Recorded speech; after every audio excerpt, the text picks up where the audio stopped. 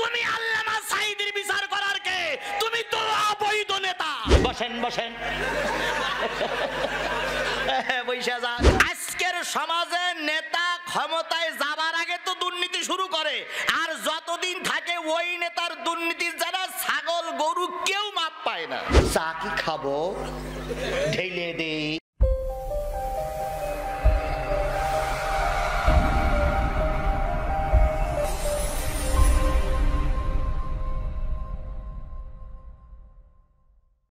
আউযু বিল্লাহি মিনাশ শাইতানির রাজীম। বিসমিল্লাহির রাহমানির রাহিম।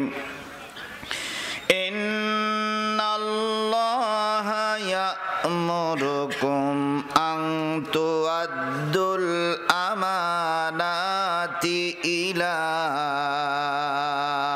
আহলিহা ওয়া ইযা হাকামতুম বাইনান নাস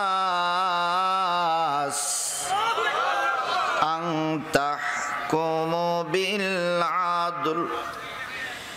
ইন্নাল্লাহা নি'মা ইয়া'iযুকুম বিহি। ইন্নাল্লাহা কানা সামিআম বাসীরা।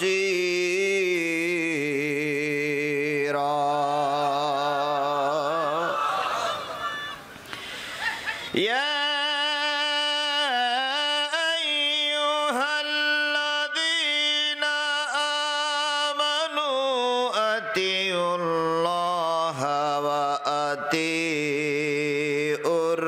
الرسول وأولي الأمر منكم فإن تنازعتم في شيء فردوه إلى الله والرسول إن كنتم تؤمنون بالله واليوم الآخر ذلك خير وأحسن تأويلا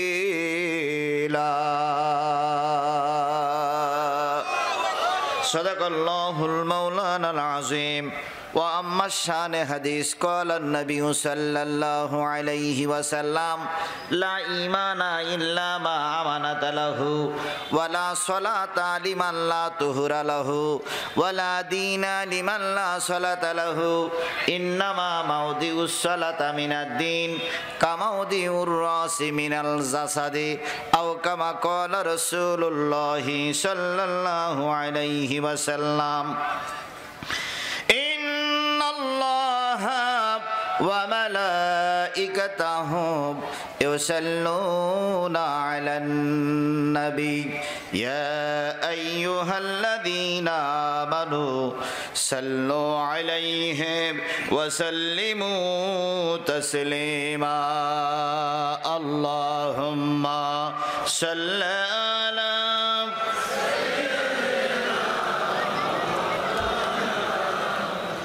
وعلى آل سيدنا رسولنا لا إله إلا الله جل لا إله لا إله لا إله إلا الله محمد رسول الله সকলে মিলে বলছি সাল্লাল্লাহু আলাইহি ওয়াসাল্লাম।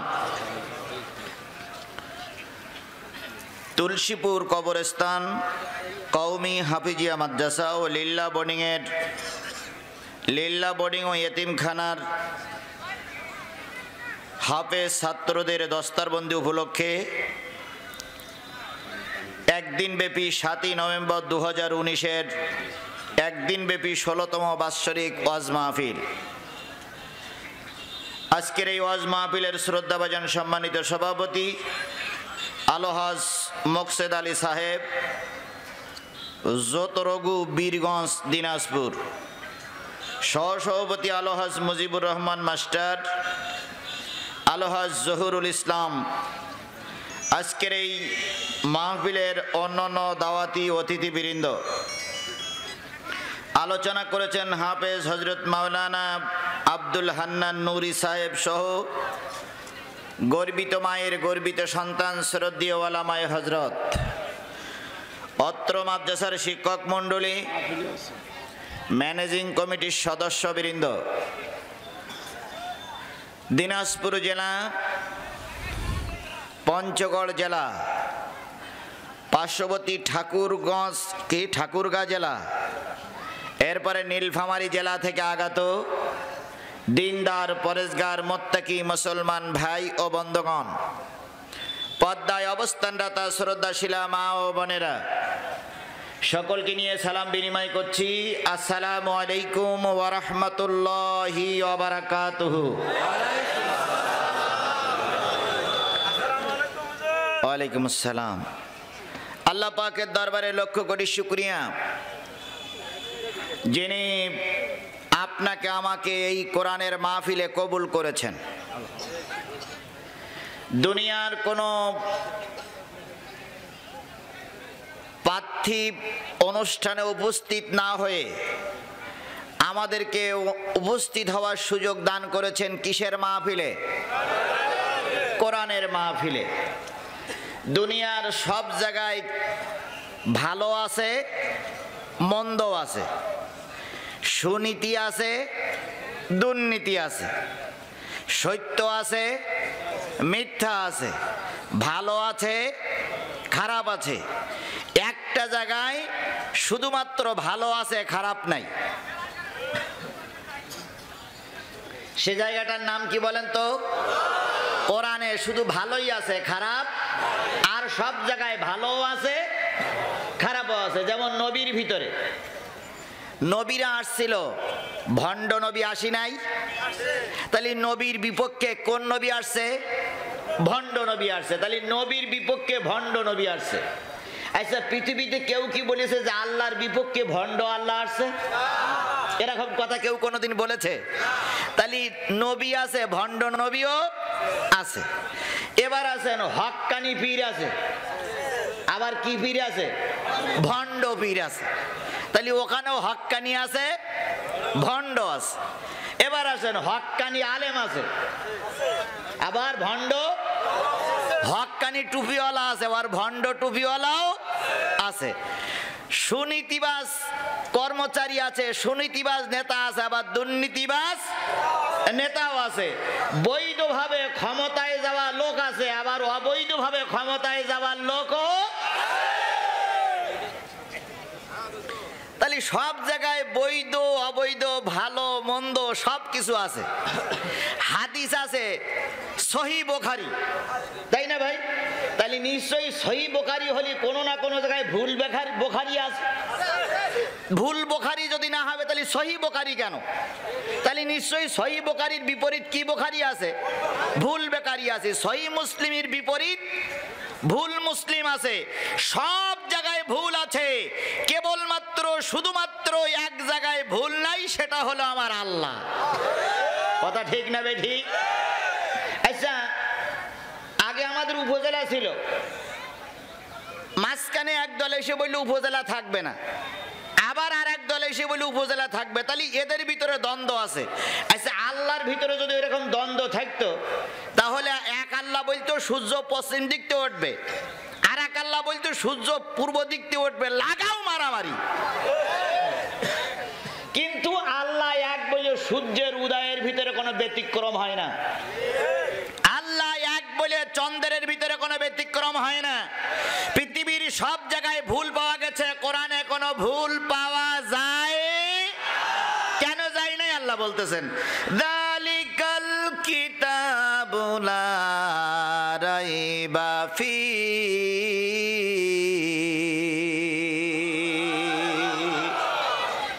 সেই কিতাব যে কিতাবের ভিতরে কোনো সন্দেহ নেই। আবার বলতেছেন ইন্না নাহনু নাযালনা যিকরা ওয়া ইন্না লাহু লাহাফিজুন।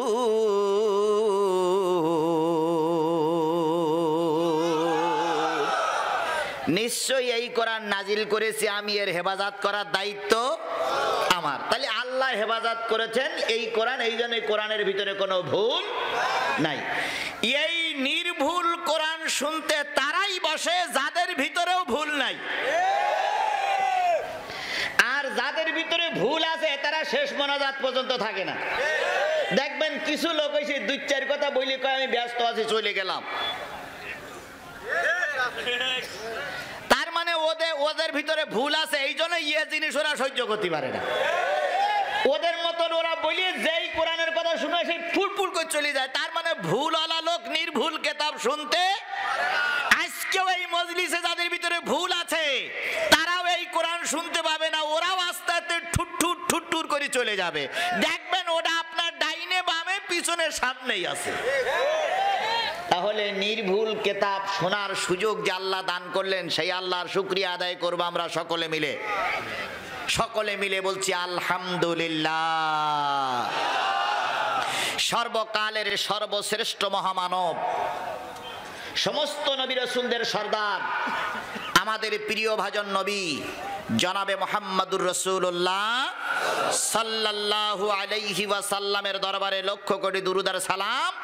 সকলে বলছি সাল্লাল্লাহু আলাইহি ওয়াসাল্লাম। আল্লাহ বলতেছেন কুল ইন কুনতুম তুহিব্বুনাল্লাহা ফাত্তাবিউনি ইউহিব্বুকুমুল্লাহু ওয়া ইয়াগফির লাকুম যুনুবাকুম ওয়াল্লাহু গফুরুর রহিম। কার কথা? কুল, হে নবী আপনি বলে দিন, ইন কুনতুম তুহিব্বুনাল্লাহ, তোমরা যদি আল্লাহরে ভালোবাসতে চাও, ফাত্তাবিউনি, আমি নবী আমার ইত্তেবা করো, আমার অনুসরণ করো, আমার অনুকরণ করে চলো, ইয়াগফির লাকুম যুনুবাকুম, তাহলে তোমাদের সব গুনাহগুলো মাফ হয়ে যাবে। তাহলে রসুলের অনুসরণ করলে জীবনের সব গুনাহ আল্লাহ মাফ করে দেবেন। এই ওয়াদা করেছেন কে? আল্লাহ মনে হয় মাঝে মাঝে মিথ্যা কথা বলে নাকি? আল্লাহর কথা কখনো মিথ্যা হয়? সেই আল্লাহ বললেন রসুলের অনুসরণ করলে গুনাহ মাফ হয়ে যাবে। এখন অনুকরণ কোন কায়দা হয়েছে? মুহাম্মদ রাসূলুল্লাহ সাল্লাল্লাহু আলাইহি সাল্লাম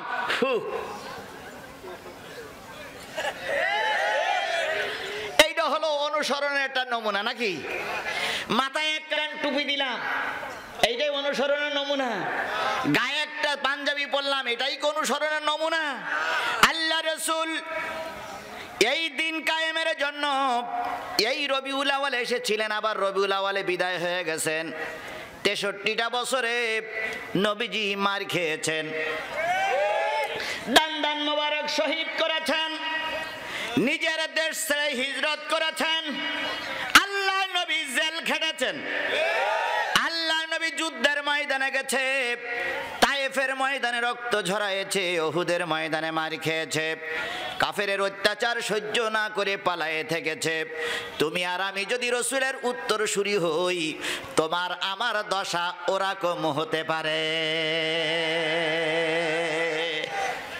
কিছু লোক কয় আমি একটু বুদ্ধি শুদ্ধি করি চলি, বলি আমার কিচ্ছু হয় না। আচ্ছা হচ্ছে, আস্তে আস্তে বলি। তাহলে বোঝা গেল আজকের যারা বুদ্ধিমান এদের কাছে রসুলের বুদ্ধি হার মেনে গেছে, কারণ রসুলের বুদ্ধি কম ছিল বলে মাইর খেয়ে, যার এরা বুদ্ধি বেশি আছে বলে মাইর খায় না। নবীর উত্তরসূরিরা যখন কষ্ট পায়, এরা তখন দাঁত মিসকাইয়ে হাসে। নবীর উত্তরসূরিদের যখন ফাঁসির ঘোষণা হয়, এরা তখন বাজারের মিষ্টির বিক্রি করে, বাজারের মিষ্টি বিতরণ করে আনন্দ করে। কিন্তু 2 বছর 3 বছর না যাইতে ওদের যখন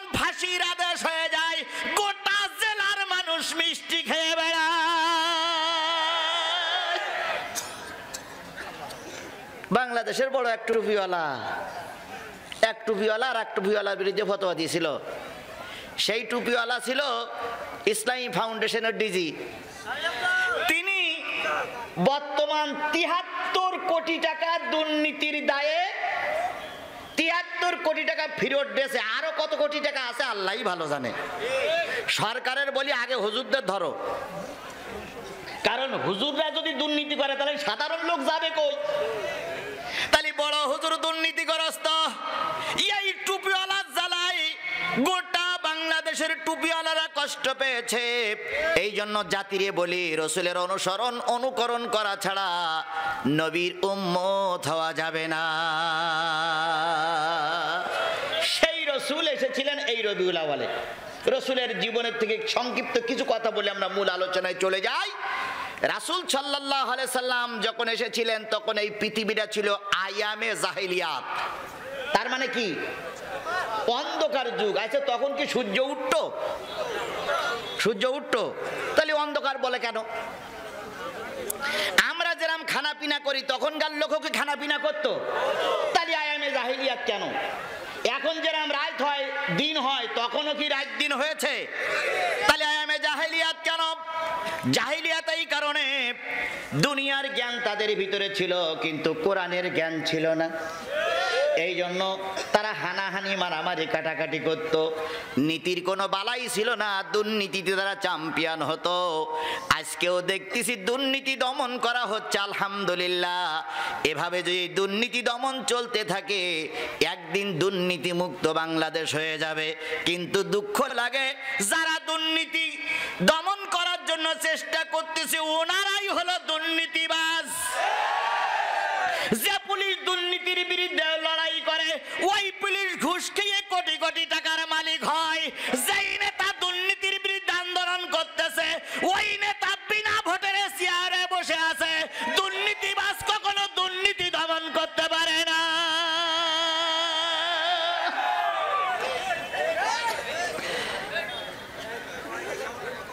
আমি যদি বেনামাজি হই, আমি হুজুর, আমি যদি বেনামাজি হই তাহলে কি নামাজের কথা বললি কেউ নামাজ পড়বে? আল্লাহ কোরআনে বলেছে লিমা তাকুলুনা মা লা তাফালুন, তোমরা যা করো না তা তোমরা মানুষের কাছে বলো না। এখন আমি হলাম দুর্নীতি ফার্স্ট, আমি দুর্নীতি দমন করব কি করে? এই জন্য বলি আমার ভাইয়েরা, রাসূলের অনুসরণ অনুকরণ করে যদি জাতি চলে আয়ামে জাহিলিয়াত আর ফিরে আসবে না। জাহিলিয়াত বলা হয় এই কারণে, বাবা শেষে একটা বিয়ে করেছে। ভালো করে বোঝেন জাহিলিয়াত কেন বলে। বাবা শেষে একটা বিয়ে করেছে আর আগের পক্ষের মা মারা গেছে, আগের পক্ষের স্ত্রী মারা গেছে, ওই পক্ষের বড় ছেলে ছিল। বাপ শেষের পক্ষের মহিলা বিয়ে করে কিছুদিন পরে মারা গেছে, আগের পক্ষের ছেলে এই মারা নিয়ে ঘর সংসার করেছে। এই জন্য ওই যুগটারে কি বলা হইতো? জাহিলিয়াতের যুগ বলা হইতো। ওই যুগে জীবন্ত মানুষ হত্যা করা হতো। এখন কি জীবন্ত মানুষ হত্যা করা হয়? অবশ্যই জীবন্ত মানুষ হত্যা করা হচ্ছে। আগের যুগে ধর্ষণের মাত্রা বেশি ছিল, এখন ধর্ষণের মাত্রা কমে গেছে। 3 মাসের শিশু থেকে শুরু করে 90 বছরের বুড়ি পর্যন্ত বাদ যায় না। আগে দুর্নীতি ছিল না, এখন আগে দুর্নীতি ছিল এখন দুর্নীতি নাই। জোরে বলেন। যদি দুর্নীতি না থাকবে কোটি কোটি মানুষ প্যাকেটের ভিতর থেকে পকেটের ভিতর থেকে কি করে বাহির হয়? আমি বলি আল্লাহর কোরআন বলে দিয়েছে ওয়াকাতিলুহুম হাত্তা লা তাকুনু ফিতনাতুন ওয়া ইয়াকুনুদ দীনু লিল্লাহ ফাইন ইনতাহু ফালা উদওয়ান ইল্লা আলা যালিমিন। আল্লাহ বলেছে ওদেরকে ততক্ষণ পর্যন্ত ওদের বিরুদ্ধে সংগ্রাম করো, লড়াই করো, মারতে থাকো যতক্ষণ পর্যন্ত দুর্নীতি দমন না হয়।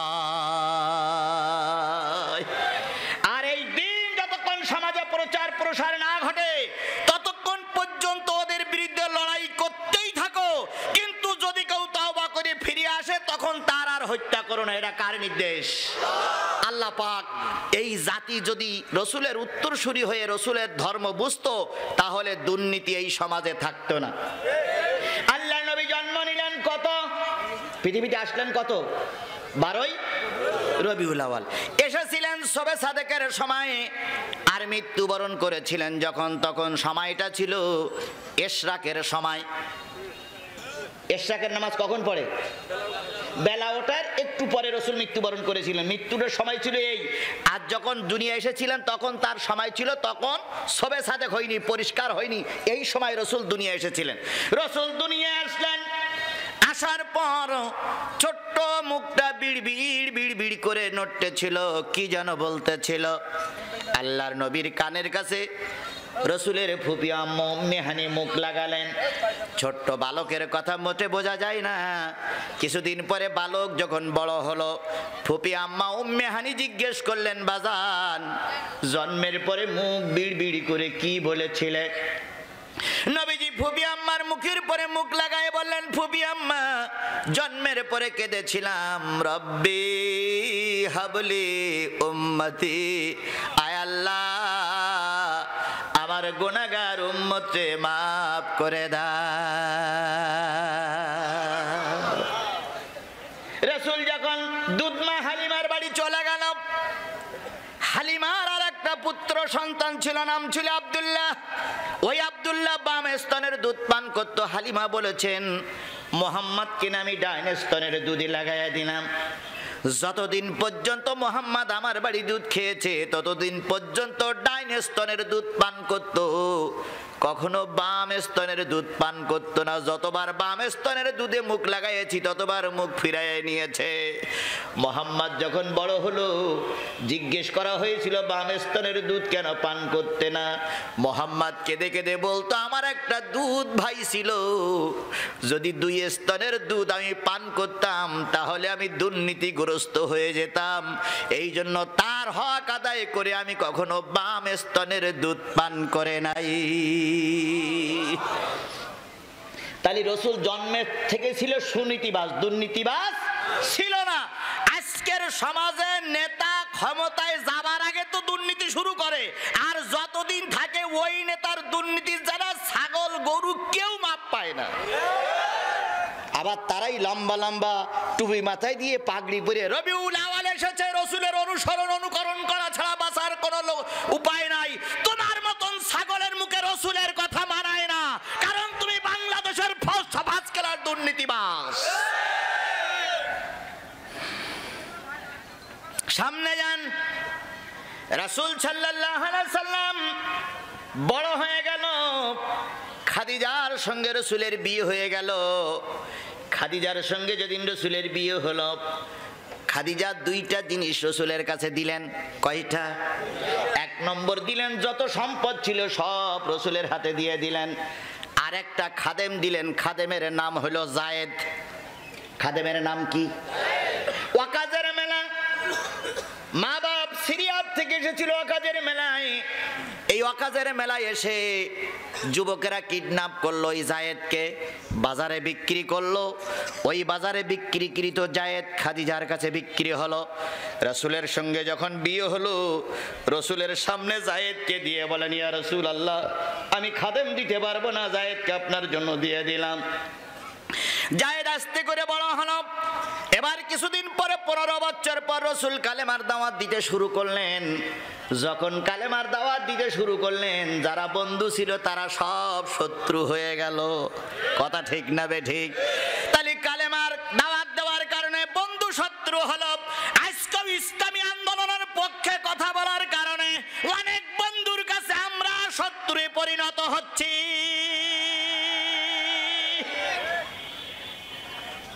হালকাতায় হুজুরির মাইক, হুজুরির ওয়াজ চলে, কিন্তু হুজুর যে পক্ষে দাওয়াত দেয় ও পক্ষে আমরা থাকি না। কারণ কি বলি? কয় হুজুরির ওয়াজ, কোরআন হাদিস শুনবো, কিন্তু হুজুরির দল করব কেন? আমার ভাইরা, নবীজির সঙ্গে দ্বন্দ্ব বেঁধে গেল। নবীজি যখন কালেমার দাওয়াত দিলেন, দ্বন্দ্ব প্রখর হয়ে গেল।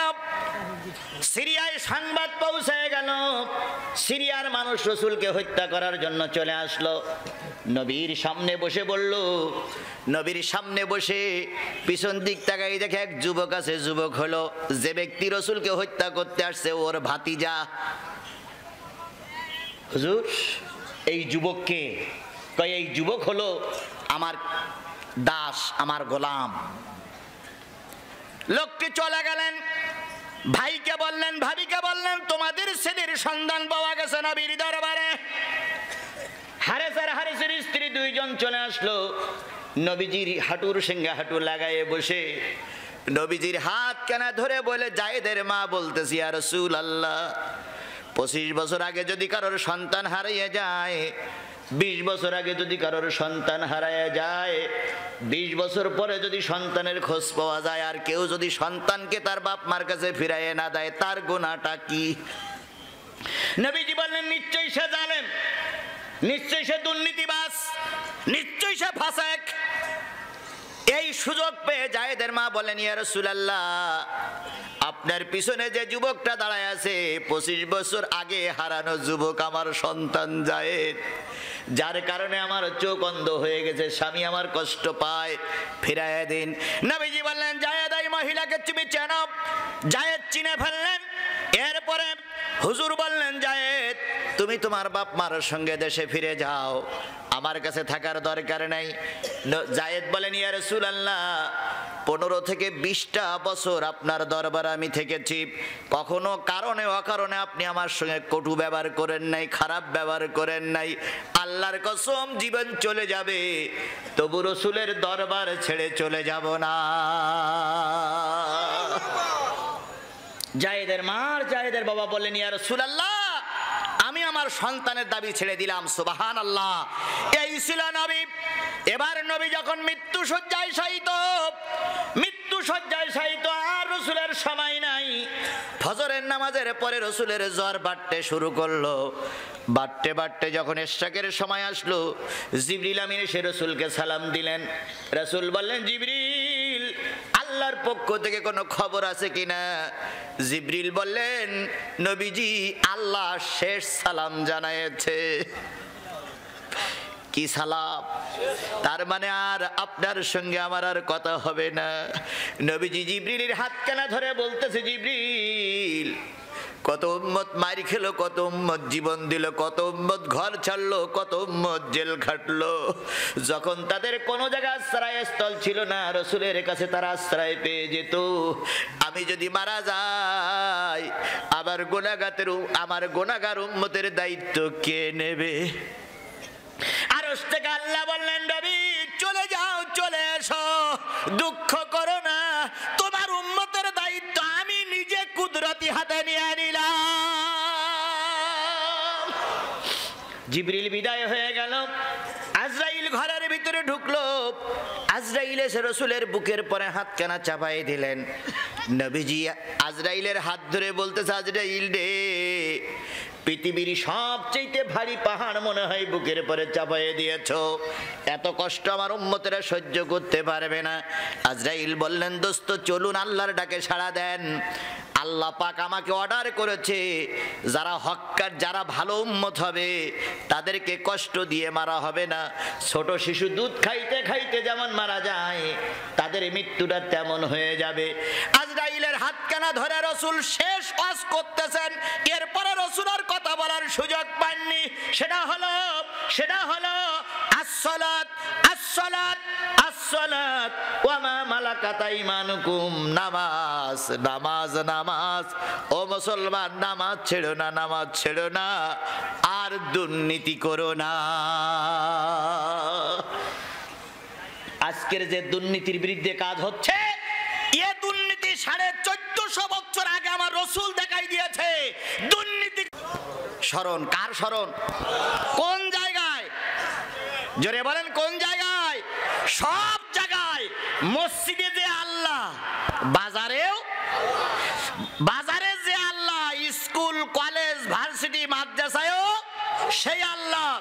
স্কুল, কলেজ, মাদ্রাসা, ভার্সিটিতে যেই আল্লাহ, ইউনিয়ন পরিষদে সেই আল্লাহ। ইউনিয়ন পরিষদে যে আল্লাহ, জাতীয় সংসদেও। এইটা যদি আমাদের জেলের ভিতরে থাকতো, তাহলে জাতীয় সংসদের পবিত্র চেয়ারে বসে কোনো সংসদ সদস্য মিথ্যা কথা বলতে, যদি এই ভয় থাকতো, তাহলে চেয়ারম্যানের চেয়ারে বসে কখনো মিথ্যা কথা বলতে।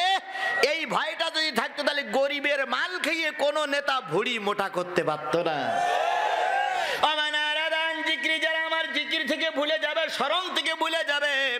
কোরআনের আর এক নাম জিকির, তার মানে যারা আমার কোরআন ভুলে যাবে, এই পৃথিবীতে তারা লাঞ্ছিত, অপমানিত, অপদস্থ হবে। কিয়ামতের দিন আমি আল্লাহ পাক তাদেরকে অন্ধ করে উঠাবো। ক্বালা রাব্বি লিমা হাশারতানি আমা, অন্ধ লোকগুলো বলবে আল্লাহ আমার চোখ নেই কেন, আমার তো চোখ ছিল। আল্লাহ উত্তর দিচ্ছে ক্বালা কাযালিকা আতাতকা আয়াতুনা ফানাসিতাহা ওয়া কাযালিকাল ইয়াওমা তুনসা। বান্দা তোরে পাঠালাম আর তোর জন্য কোরআন দিলাম, তুই যেমন আমার কোরআন ভুলে গিয়েছিলি, আমি আল্লাহ আজকে তোরে ভুলে গেলাম। তাহলে কোরআন যারা ভুলে যাবে আল্লাহ তাদের, জোরে বলেন, কোরআন যারা ভুলে যাবে আল্লাহ তাদের। সুতরাং আজকের এই কোরআনের মাহফিলে উপস্থিত, কোরআন থেকে দূরে সরলে আল্লাহর রহমত দূরে সরে যাবে। আমরা কি কোরআন থেকে দূরে সরে যেতে রাজি আছি? জোরে বলেন রাজি আছি। তাহলে যতক্ষণ কোরআনের মাহফিল হবে থাকতে কি রাজি আছেন আপনারা? ধীরে ধীরে আসতেছি ভাই, সব একসঙ্গে নেওয়ার জন্য চেষ্টা করেন না, ধীরে ধীরে আসি। এবার আসুন, কয়জন বাচ্চার মাথায় পাগড়ি দেওয়া হলো? আল্লাহ নেই বলেন মান কারাল কোরআন ফাস্তাজহারাহু ফাহাল্লা হালালাহু ওয়া হাররামা হারামাহু আদখালাহুল্লাহুল জান্নাহ ওয়া ইয়াশফাউ ইয়াউমাল কিয়ামাতি আশারাতিন কুল্লুহুম কদ ওয়াজাবাত লাহুমুন নারা। যারা কোরআন পড়বে, কোরআন অনুযায়ী আমল করবে, ওই হাফেজ সাহেবদের যারা জায়গির রাখবে, আর ওই হাফেজ সাহেব যারা জন্ম দিয়ে দুনিয়ার মুখ দেখাইছে, আল্লাহ নাই বলেন এই হাফেজরা যাবে জান্নাতে। হাফেজ শব্দের অর্থ হচ্ছে হেফাজত করা, হাফেজ শব্দের অর্থ হচ্ছে সংরক্ষণ করা। এই 30 পারা কোরআন কাগজে লেখা, এটা হলো কাগজের কোরআন, আর ওদের দিলের ভিতরে যেটা আছে ওটা হলো জীবন্ত কোরআন। কথা বোঝেন নাই? আমার কথা বোঝেন নাই? আমার হাতে যেটা আছে এটা কাগজে লেখা কোরআন, এটা কিন্তু জীবন্ত কোরআন না। আর ওদের দিলের ভিতরে যেটা আছে সেটা হলো জীবন্ত কোরআন, কারণ ওরা তো জীবন্ত নাকি? তাহলে ওদের ভিতরে যে কোরআন আছে ওটা হলো জীবন্ত কোরআন। আর এ কাগজ কথা বলতে পারে না, এ কাগজ নড়াচড়া করতে পারে না, এটা হলো মৃত্যু কোরআন। তার মানে এর যেন কি বলে অপমাননা না হয়, এটা ঠিকই আছে, কিন্তু এটা কাগজে লেখা কোরআন, এটা হলো মৃত্যু কোরআন। এটার যতটুকু ক্ষমতা তার চাইতে বেশি ক্ষমতা জীবন্ত কোরআনের ভিতরে।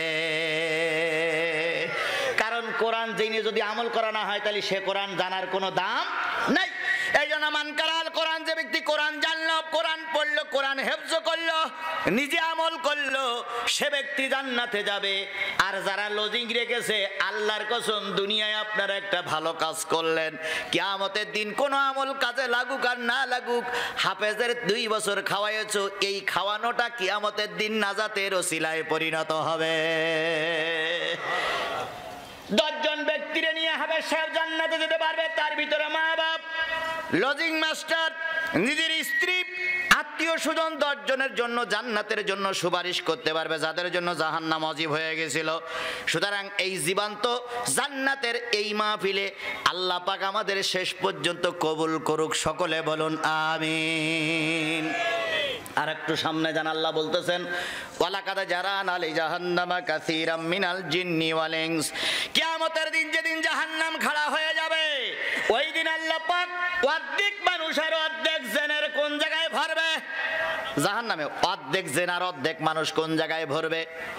এখন আমরা যদি বলি যারা তাবলিগ করে 2 গ্রুপ হয়ে গেছে, এরা জাহান্নামী, তাহলে তাবলিগওয়ালারা খুশি না বেজার? আমরা যারা যদি বলি যে চরমনাই যারা জিকির আজকার করতেছে এরা জাহান্নামী, তাহলে চরমনাইওয়ালারা খুশি না বেজার? বেজার। আমরা যদি বলি যে ভণ্ড পীরের যারা অনুসরণ করতেছে তোমরা জাহান্নামী, ওরাও কিন্তু খেপে যাবে। আমরা যদি বলি জামাত ইসলাম লোক জাহান্নামী, তাহলে জামাত ইসলামের লোক খেপে যাবে। আমরা যদি বলি বিএনপির লোক জাহান্নামী, তাহলে বিএনপির লোক কি ভালো বলবে আমাকে? যদি বলি জাতীয় পার্টির লোক জাহান্নামী, জাতীয় পার্টির লোক খেপে যাবে। যদি বলি সরকারে যারা আছে তারা জাহান্নামে যাবে, ও আল্লাহ আমার পিটি মাই শুরু হবে, মোটে সময় লাগবে না। কিন্তু আমার আল্লাহ বললেন জাহান্নামে যাবে তারাই। ভালো করে শোনেন, কেউ কাউরে দোষ না দিয়ে এবার আল্লাহর কাছে প্রশ্ন করে আল্লাহ তুমি বলে দাও, ঝামেলা চুকে যাক। আল্লাহ বলতেছে জাহান্নামে যাবে তারাই যাদের দিলে কোরআন ভালো লাগে না। এইবার আপনি জাহান্নামী না জান্নাতে আপনার কাছে প্রশ্ন করুন। আপনি বুকে বুকে হাত দিয়ে বলুন তো, আপনার কি কোরআন ভালো লাগে না গান ভালো লাগে? আপনার কি মৌলভী ভালো লাগে না ওই সাবিনা ইয়াসমিনের ভালো লাগে?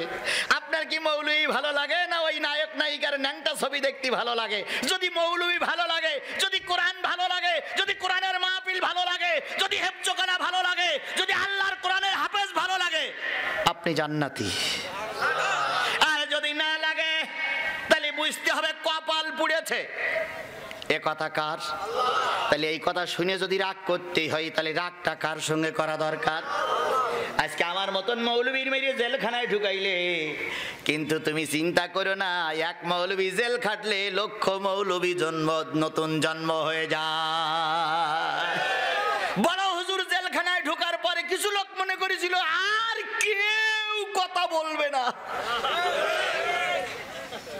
কিন্তু বড় হুজুর জেলখানায় বড় হুজুরের পক্ষের শক্তি, হাজারো শক্তি দুনিয়ায় কাজ করছে, যারা বলেন ঠিক কিনা? তাই আমার আল্লাহ বললেন, যাদের দিলে কোরআন ভালো লাগে না তারা যাবে। তারা যাবে কোন জায়গায়? আয়ুনুল্লাহ ইউবসিরুনা বিহা, তাদের চোখ আছে, জাহান্নামীদের চোখ আছে, কিন্তু চোখ দিয়ে দেখে না। কি দেখে না? জোরে বলেন না, কি দেখে না? আরে শুধু কোরআন দেখে না, না কোরআন ওয়ালাদেরও দেখে না। হুজুর দেখলি গিড়মিড় করতে লাগে, আবার একজন আর একজনের ঠ্যাস মেরি কয় এই হুজুররা দেশটারে খাইলো, হুজুররা দেশটারে খাইয়ে ফেলাইছে। আচ্ছা হুজুররা দেশ খেলে কি করি? বাংলাদেশ স্বাধীনের পর থেকে এই 47 বছর 46 বছর একবারও কি হুজুররা পুরোপুরি ক্ষমতায় গেছে? তাহলে হুজুররা টোপলা বাবা বন্ধ হইল না, দেশ খাইলো কি করি? আবার হুজুরের দেখলি কেউ বলে রাজাকার, কেউ বলে আলবাদার, কেউ বলে মৌলবাদী, কেউ বলে হেফাজতি, কেউ বলে টুপিওয়ালা ভণ্ড। এতই যদি টুপিওয়ালাদের দেখলি খারাপ লাগে, তুমি মারা যাওয়ার পর টুপিওয়ালাদের দিয়ে যেন জানাজা পড়াইও না, কারণ টুপিওয়ালা যখন এতই খারাপ, তা মরার পরে টুপিওয়ালারা দোয়া করবে কেন? কৃষ্ণবাবু দিয়ে দোয়া করাই না, অতি মঙ্গল হতে পারে।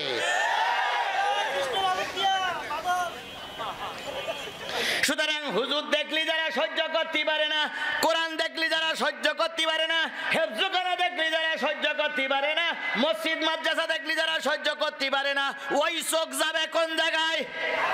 জোরে বলেন, ও চোখ যাবে কোন জায়গায়? আমার কথা না আল্লাহর কথা? আমারে ভাই ইট পেটকেল মেরিও না ভাই, আমি মহাবিবাদে আছি। সুতরাং আল্লাহ বলে দিল, হুজুর দেখতে না পারলি, কোরআন দেখতে না পারলি, হেফজখানা দেখতে না পারলি, জাহান্নামে যাবা। এই কথা শুনে যদি রাগ হয়, তা মামলা আল্লাহর নামে দাও, আমার নামে দাও কে? আযানুন লা ইয়াসমাউনা বিহা, আযান মানে কি? আযান মানে কি? মসজিদে আযান দেয়, তার মানে কিসের জন্য ডাকে? আহ্বান করে। আযান মানে কি? আহ্বান করা, ডাকা। এই কোরআনের আহ্বান যখন করা হয়, অর্থাৎ কোরআনের আলোচনা যখন হয়, এই আলোচনা শুনতে যাদের গা লাগে না, এই আলোচনা শুনলে যাদের গাত্রদাহ হয়, গায়ে জ্বালা পোড়া করে, আলোচনা শুনলে যাদের শরীর গরম হয়ে ওঠে, হুজুরের বিপক্ষে অবস্থান নেওয়ার জন্য মন মানসিকতা তৈরি হয়, আল্লাহ বলেন উলাইকা কালানাম, এরা হলো চার পেয়ে জন্তুর মতো। উলাইকা কালানাম বালহুমাদাল উলাইকা হুমুল গাফিলুন, এরা হইল গাফেল, আর এরাই যাবে আল্লাহর জাহান্নামে। তাহলে 1 নম্বর যার দিলে কোরআন ভালো লাগবে না, সে কোন জায়গায়? 2 নম্বর যার চোখে কোরআন ভালো লাগবে না, সে কোন জায়গায়? 3 নম্বর কোরআনের মাহফিল যার ভালো লাগবে না, সে যাবে কোন জায়গায়? তাহলে তারাই যদি হয়, তাহলে আজকে আমরা কিসের আলোচনা করার জন্য বসেছি? এই কোরআনের আলোচনা শরীয়তের ওজোর ছাড়া যদি কেউ উঠে যায়, তাহলে বুঝতে হবে ওরা জাহান্নামী হয়ে গেছে। এই জন্য কোরআনের আলোচনা ওর ভালো লাগতেছে না। আমরা কোরআনের আলোচনা করবো আর কিছুক্ষণ। কারা কারা থাকতে রাজি আছেন? 2 হাত উঁচু করে আল্লাহরে দেখান।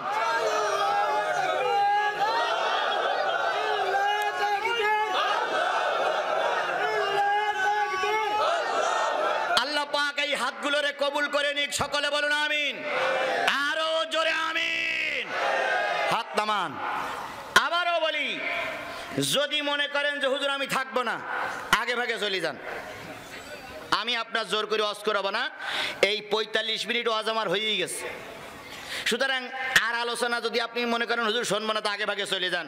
আজ যদি চলিয়ে না যান, ভালো করে শোনেন, যদি চলিয়ে না যান, মোনাজাতের আগে উঠলে হবে না। দুটো শর্ত। এক নম্বর শর্ত, যদি মনে করেন থাকবে না, চল যান আপনি। আমরাও দেখি যে ইবলিস কোনটা যায়, কারণ কোরআনের মাহফিল মুসলমান শুনবে, কোরআনের মাহফিল ইবলিস যেটা উঠে যাবে বুঝতে হবে ওটাই ইবলিস। ফাত্তাবিউনি ফাত্তাবিউ খুতুয়াতি শয়তান ওয়ালা তাত্তাবিউ খুতুয়াতি শয়তান। শয়তানের পদঙ্ক অনুসরণ করো না।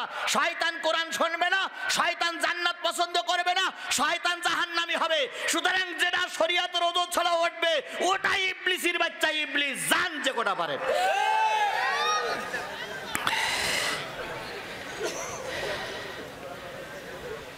যাবেন না? যদি না যান তাহলে বলে খেলা শুরু হয়ে গেল ভাই। সেটা হইল যতক্ষণ আমি মোনাজাত না করব ততক্ষণ পর্যন্ত ওঠা যাবে না, বাস। তবে দুটো কারণে ওঠা যাবে, দুটো কারণে। কয়টা কারণ? এক নম্বর, যদি পেশাব একেবারে এমন হয়েছে যে আর ধরি রাখা যাচ্ছে না, তাহলে সেরিয়ে আসা যাবে এক আঙুল। আর যদি মনে করেন যে হুজুর পায়খানারও চাপ দিয়েছে তাহলে 2 আঙুল, কিন্তু 3 আঙুল দেখালে ছুটি নাই। 3 আঙুল দেখালি।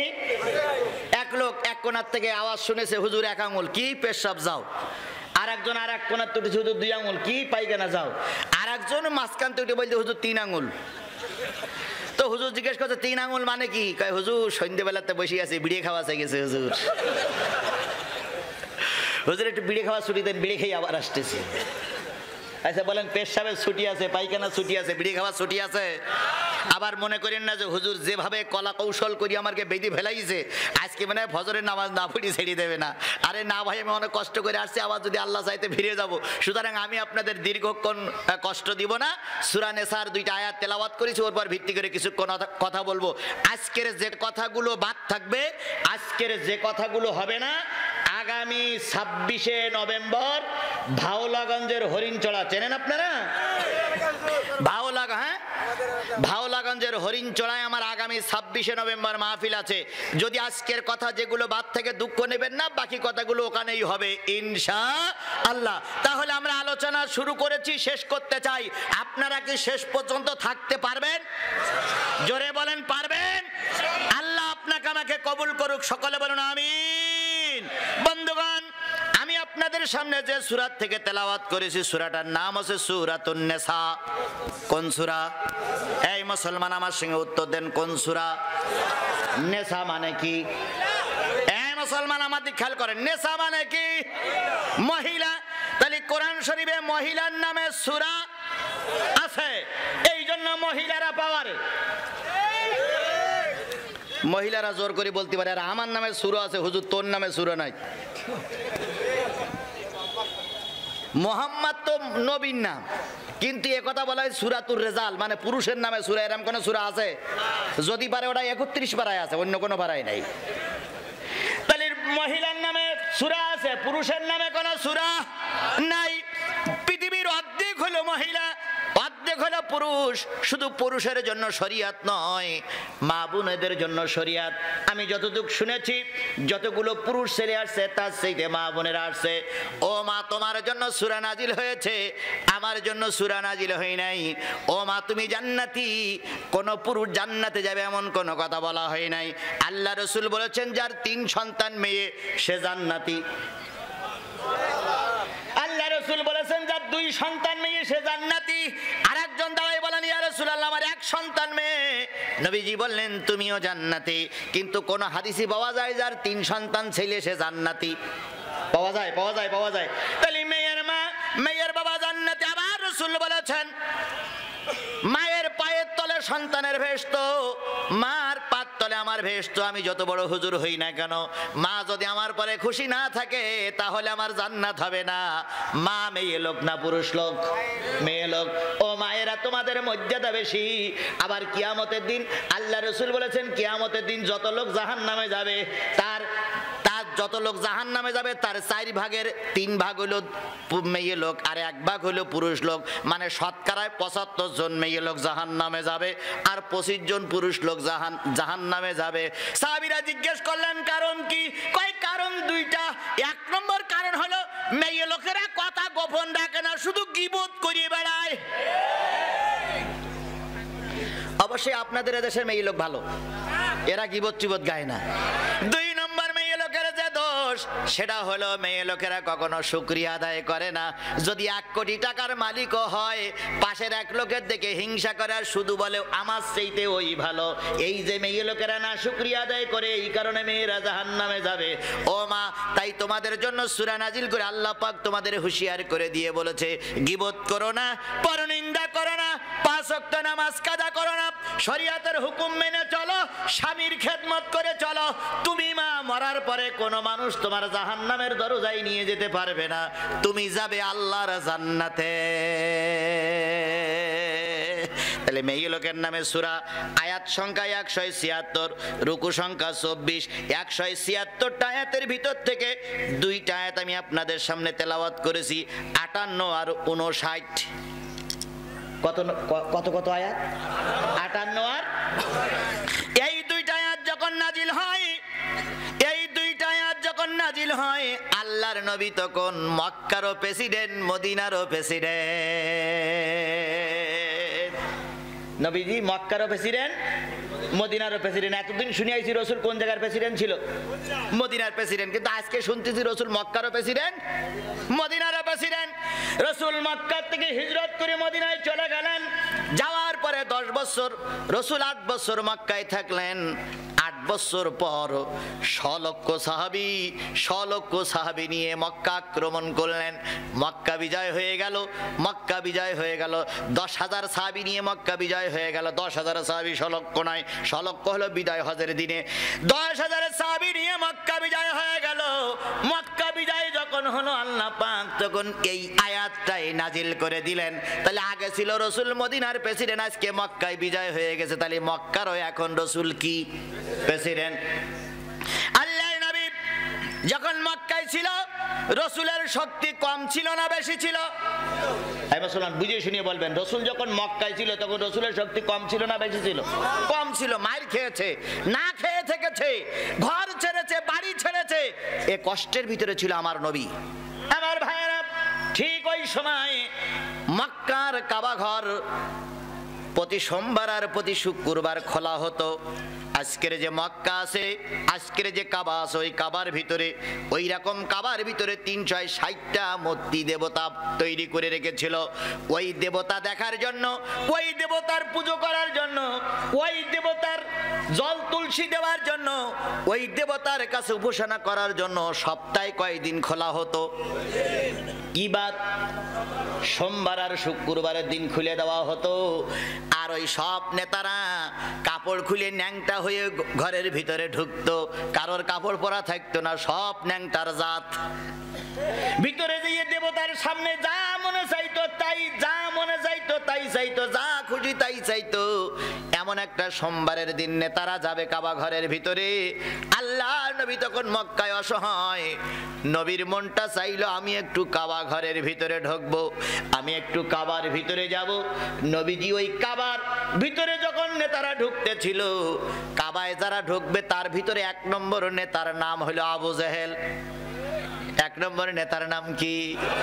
2 নম্বর নেতার হলো আবু সুফিয়ান, 3 নম্বর নেতার হলো আবু লাহাব, 4 নম্বর উতবা। এভাবে করে নেতারা লাইন দিয়েছে।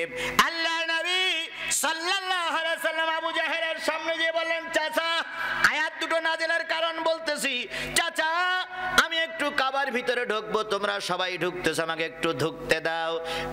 আবু জেহেল বলল, তুমি কালেমার দাওয়াত দিয়েছো, আমাদের ধর্ম থেকে পৃথক হয়ে গেছো, কাবার ভিতরে ঢোকা যাবে না। আমরা যে বলেছিলাম যে ধর্ম যার যার উৎসব সবার, কেন তুমি মানোনি? এই ধর্ম যার যার উৎসব সবার, এ কথাটা আজকে নতুন না, এ কথাটা 1450 বছর আগের কথা। হুজুররা সূরা কাফিরুন পড়ুন, হুজুররা কোন সূরা পড়ুন?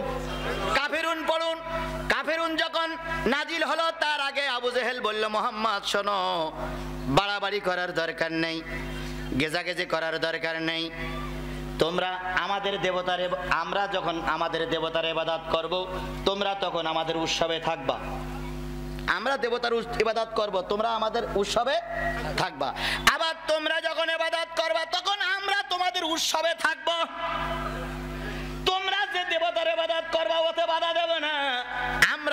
দেবতার ইবাদত করবে, আমাদের দেবতায় বাধা দেবে না। তোমাদের কাজও ঠিক মতন চলবে, আমার কাজও ঠিক মতন চলবে।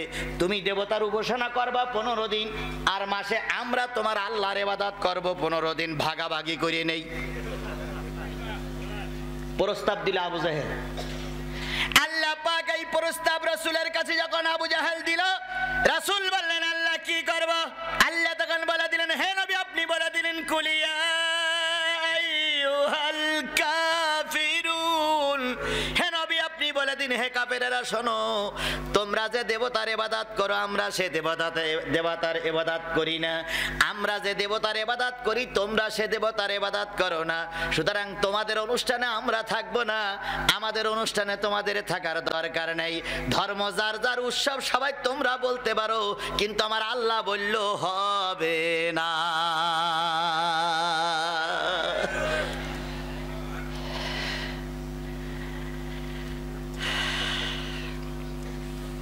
আল্লাহ বলে দিলে হবে না, সর্বনাশ।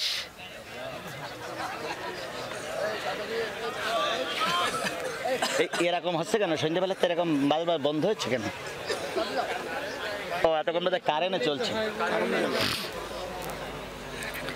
আল্লাহ বলে দিলে হবে না, তাহলে আল্লাহ বলে দিয়েছে হবে না। আমরা যদি বলি হবে, তাহলে আল্লাহর কথার সঙ্গে জিহাদ ঘোষণা করা হলো। জোরে বলেন ঠিক কিনা? কোন মুসলমানের বাচ্চা আল্লাহর কোরআনের বিরুদ্ধে কথা বলতে পারে না। যে আল্লাহর বিরুদ্ধে কথা বলে, যতই সে নামাজ পড়ুক, ও মুসলমান হতে পারে না।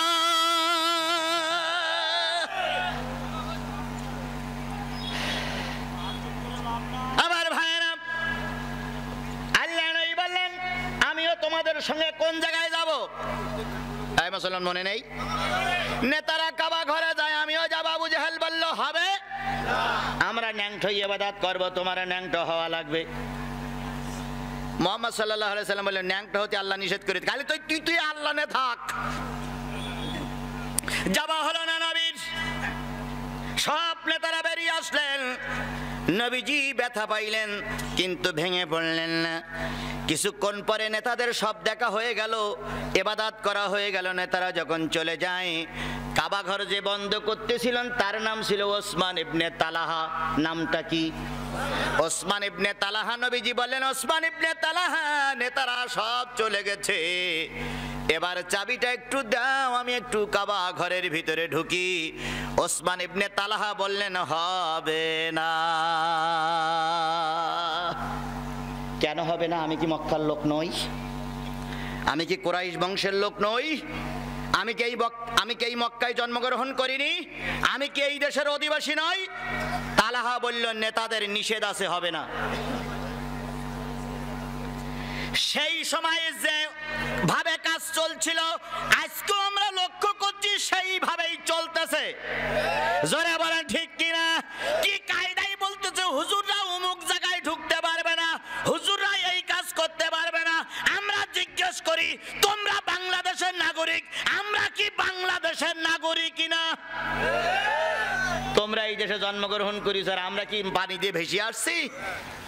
তাহলে তাই যদি হয়, তাহলে তোমরা করতে পারো, আমরা কেন করতে পারি না? যদি করতে নাই পারি, তাহলে বলে দাও এদেশে তোমাদের বসবাস করা হবে না। তাও তো বলতেছে, তাই যদি হয় তাহলে আমাদের একটা ভাগ করে দাও, ওখানে পরে আমরা মারামারি করি আর তোমরাই চলো। যদি জানাজার পড়ার লোক না পাও, যারা তোমাদের ভিতর থাকবে তাদের দিয়ে পড়াইয়ে নিও। আমার ভাইয়েরা, নবীজি বলেন ওসমান ইবনে তালহা একবার একটু ঢুকতে দাও, একবার যাবো। কয় না, কয় একটু দেখবো, কয় না। কি ক্ষমতা জোরটাই দেখেন একটু। কাবা ঘরের ভিতরে মুহাম্মদ সাল্লাল্লাহু আলাইহি সাল্লাম একটু যাবে কিন্তু যেতে দেবে না, ঢুকতে দেবে না। আইন তৈরি হয়েছে, মুহাম্মদ নামক মৌলবী কাবা ঘরের ভিতরে ঢুকবে না। আল্লাহ নবী যখন ওসমান ইবনে তালহা তালা বন্ধ করে চলে যায়, নবীজি বলেন ওসমান ইবনে তালহা দাঁড়াও। কি হয়েছে? দাঁড়াও, কি হয়েছে? কয়েকটা আগাম কথা শোনো। কয় কি? কয় একদিন তোমার হাতে যে চাবি আছে, কাবা ঘরের তালা মারা চাবি আছে, ওই চাবি মুহাম্মাদের হাতে আসবে। ও ওসমান ইবনে তালাহা যাচ্ছিল, হঠাৎ করে ফিরে দাঁড়াই বলতেছে, কি হলো কথাটা? ছোট মুখী বড় কথা, কি হইল কথাটা?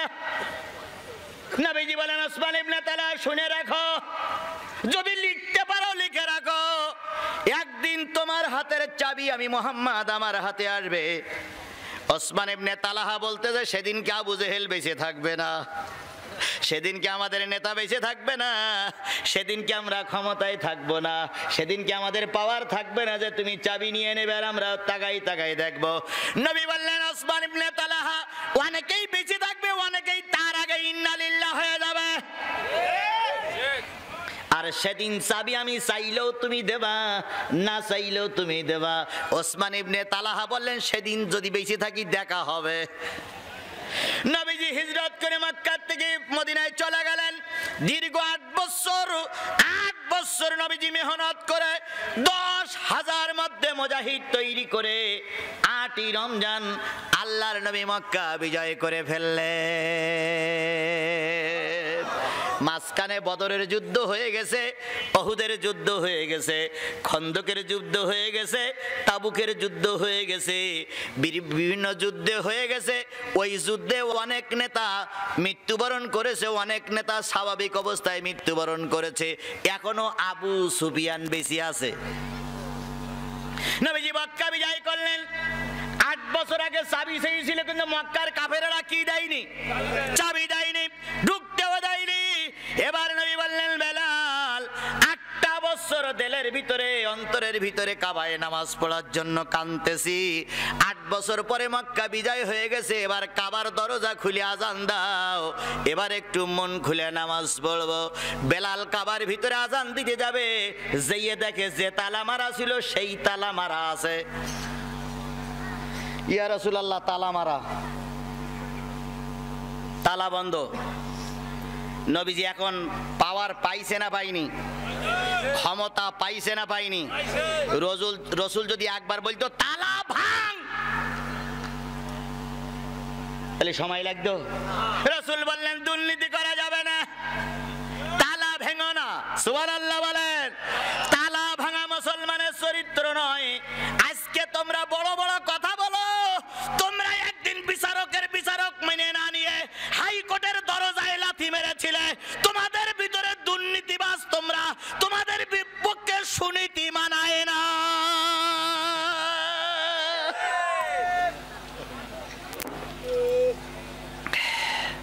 আমার ভাইয়েরা, নবীজি তালা ভাঙলেন না, ভাঙতেও উৎসাহিত করলেন না, না তালা ভাঙা যাবে না। কই, ইয়া রাসূলুল্লাহ, তাহলে ভিতরে নামাজ পড়বো কি করে? কই, ভিতরে যদি জায়গা না পাও বাইরে পড়ো। কই, ইয়া রাসূলুল্লাহ, আমরা এখন পাওয়ারে, এখনো বাইরে। হুজুর বললেন, এর নাম ইসলাম। সুবহানাল্লাহ, সুবহানাল্লাহ, সুবহানাল্লাহ, এর নাম ইসলাম। আজান দিতে হয় উপরের জায়গায় দাঁড়ায়। বেলাল যদি ভিতরে জায়গা না পাও, ছাদের পরে দাঁড়ায় আজান দাও। বেলাল ছাদের পরে দাঁড়ায় আজান দেওয়ার জন্য ছাদের পরে উঠেছে, কাবার ছাদে। আল্লাহু আকবার, আল্লাহু আকবার, আশহাদু আল্লা ইলাহা ইল্লাল্লাহ, আশহাদু আল্লা ইলাহা ইল্লাল্লাহ, আশহাদু আন্না মুহাম্মাদার রাসূলুল্লাহ বলে নিচের দিক তাকায় দেখি কাবার ছাদের পরে এক লোক ভুট হয়ে শুয়ে আছে। আশহাদু আন্না মুহাম্মাদার রাসূলুল্লাহ, তাকাই দেখে এক লোক শুয়ে আছে। ও ভাই, ও ভাই, এখানে কেন? নাম কি? কোনো কথাবার্তা নেই, ভুট হয়ে শুয়ে আছে। নবী কয়, বেলাল, সাধু আন্না মুহাম্মদ রাসূলুল্লাহ বলে কি হইল? কয়, ইয়া রাসূলুল্লাহ, এক লোক ভুট হয়ে শুয়ে আছে, ভুট হয়ে শুয়ে আছে। হ্যাঁ ভাই, তুমি না সেই ওসমান ইবনে তালহা?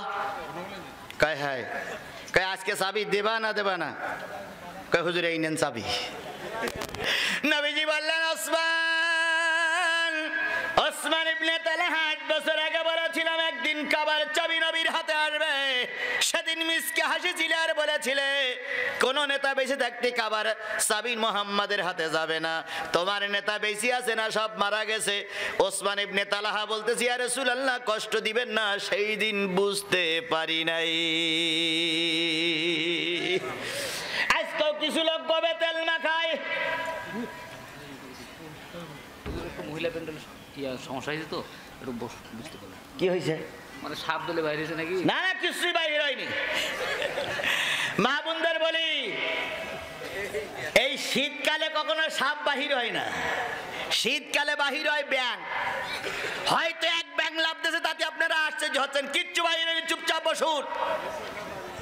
কারণ আলোচনা ভালো চলতেছে তো শয়তান মনে করতে কিভাবে একটা ঝামেলা বাঁকায়, এই জন্য শয়তান কিন্তু ব্যাঙ হয়ে আসতে পারে, এই এর ভিতরেও আসতে পারে।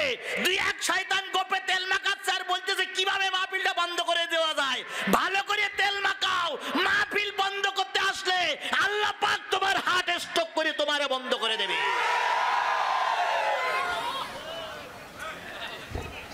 নুসরাত হত্যা মামলার 1 নম্বর আসামি নাম কি? সিরাজউদ্দৌলা। তিনি একজন বড় হুজুর না? আল্লামা সাইদির যখন ফাঁসির রায় হইল, এই সিরাজউদ্দৌলা 40 মণ মিষ্টি বিতরণ করে আনন্দ করেছিল আর বলেছিল বড় রাজাকারের ফাঁসি হচ্ছে, আমি খুশি খুশি খুশি খুশি খুশি। 40 মণ মিষ্টি বিতরণ করেছিল আর কি আনন্দ করেছিল। আল্লাহ পাক এমন এক গেলা কলে ফেলাই দিয়েছে, ফেলাই দিয়ে এখন ফাঁসির রায় হয়ে গেছে, এখন শুধু কান্দে আল্লাহ আল্লাহ আল্লাহ। ফেনী জেলার মানুষ সমস্ত দোকানের মিষ্টি সব খেয়েছে আর বলেছে ওর কখন ফাঁসি হবে সেই দেখতে চাই। 2 বছর আগে তুমি আনন্দ করলে, 2 বছর পরে জনগণ তোমার নিয়ে আনন্দ করছে, আজকে আমাদের বিরোধিতা করবা, আল্লাহ তোমার দুনিয়ার থেকে নিঃশেষ করে দেবে।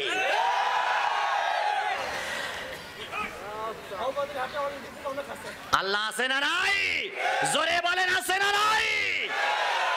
এই শামীম আফজাল ইসলামী ফাউন্ডেশনের ডিসি, এই শামীম আফজাল ইসলামের বিরুদ্ধে কথা বলেছিল। গত পরশুদিনের বন্ধ খবর, 73 কোটি টাকা তার ব্যাংক ব্যালেন্স থেকে সরকার নিয়ে নিয়েছে। আমি বলেছি 73 কোটি টাকার দায়ে তোর অন্তত 73 বার ফাঁসি হওয়া উচিত। আনন্দ করলে পরে কান্না অপেক্ষা করে। ভোলাই মানুষ হত্যা করা হলো, হুজুরদের মারা হলো, ছোট্ট একটা হাফেজে কোরআন পায়ে গুলি লেগেছে। ওই ভোলার মিছিলে মিটিংয়ে ওই ছোট্ট ছেলেটাও ছিল, পায়ে গুলি লেগেছে। গুলি খেয়ে ছেলেটা যখন হাসপাতালে, মিডিয়ার লোক সাংবাদিকরা জিজ্ঞেস করছে বাজান কোরআনের পক্ষে আন্দোলন করতে যে গুলি খেয়েছো কেমন লাগতেছে? ছেলেটি বললেন আমার কোনো দুঃখ নাই। এরপরে ছেলেটা কান্নাকাটি করতেছে। সাংবাদিকরা জিজ্ঞেস করে কান্দো কেন? কয়ে কানতেছি গুলিটা যদি আমার পায়ে না লেগে বুকি লাগতো, আমি আল্লাহর কাছে যেই বলতাম আল্লাহ কোরআনের জন্য জীবন দিয়েছি। সুতরাং আজকে কোরআন আলাদার মারো, কোরআনের মাহফিল বন্ধ করো, কোরআনের ওয়াজ বন্ধ করে দাও, আল্লাহ একদিন তোমার দুনিয়ার থেকে হালাক করে দেবে। তোমার লাশ রাস্তায় পড়ে থাকবে, জানাজা পড়া লোক খুঁজে পাওয়া যাবে না।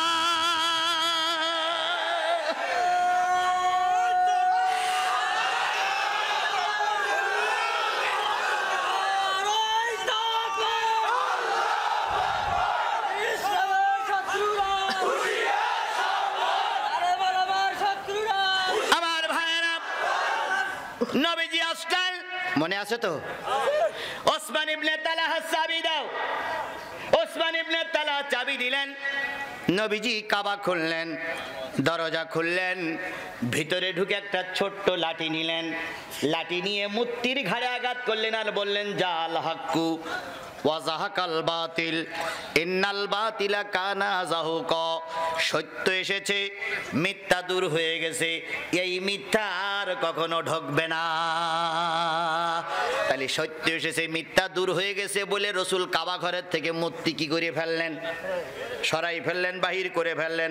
ধুয়ে মুছে নবীজি মনের আনন্দ সহকারে নামাজ আদায় করলেন।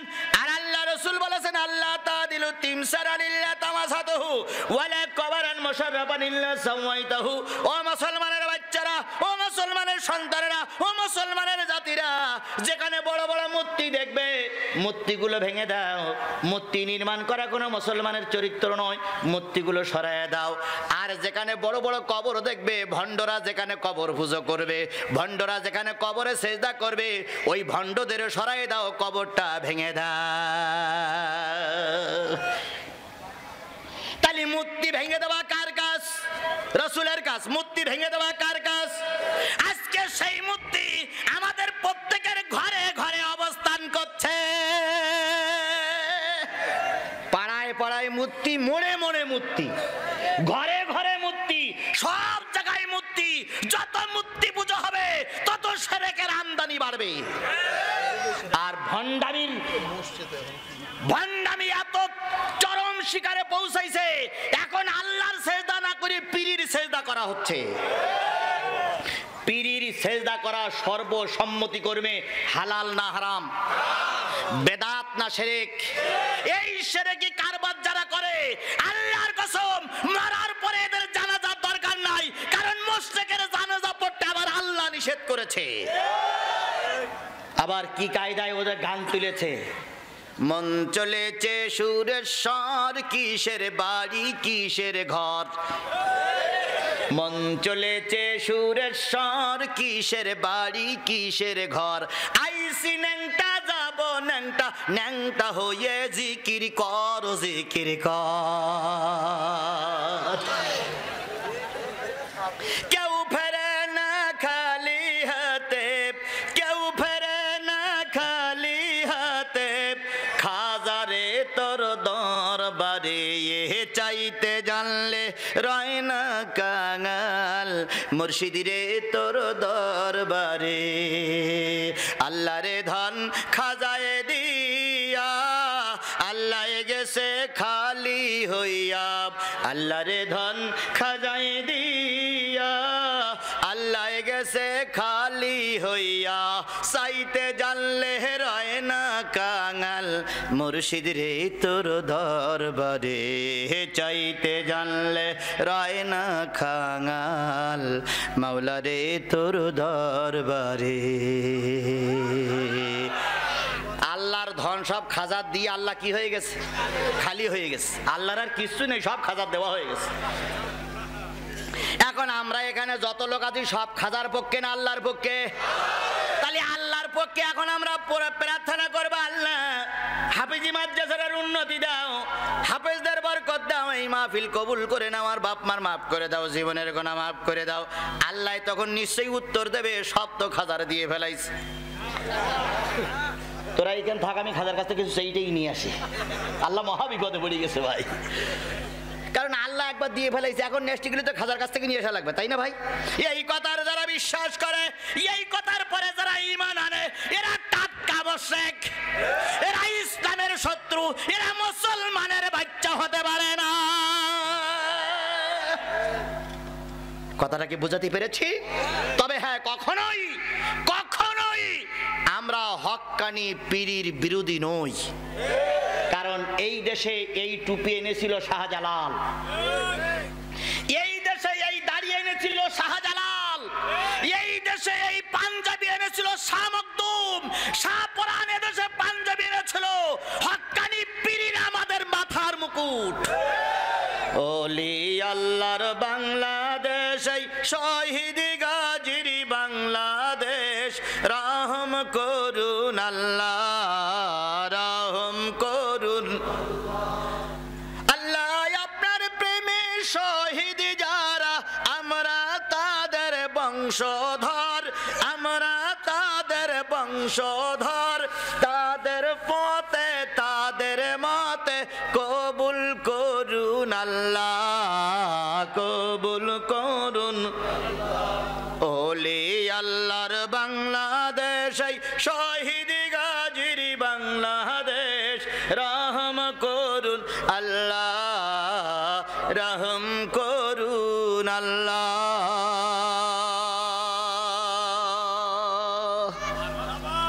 আমার ভাইরা, আল্লাহর নবী সাল্লাল্লাহু আলাইহি সাল্লাম মক্কারও প্রেসিডেন্ট, মদিনারও প্রেসিডেন্ট, মনে আছে? এখন রসুল সব মূর্তি সরাই দিলেন। সরাই দেওয়ার পর রসুলের মনে যতক্ষণ চাই ইবাদত বন্দিগি করলেন। ইবাদত বন্দিগি করে এবার রসুল বেরিয়ে আসবেন। মক্কার চাবি কার হাতে? মক্কার চাবি কার হাতে? নবীর হাতে। এবার রসুলের এক পা ভিতরে আর এক পা বাইরে। আবু বকর বলতেছি ইয়া রাসূলুল্লাহ চাবিটা আমার হাতে দেন। ওমর বলতেছি ইয়া রাসূলুল্লাহ চাবিটা আমার হাতে দেন। হযরত ওসমান গনি বলতেছে চাবি দিতে বলে না, তোমরা প্রতিশোধ নিতে পারো।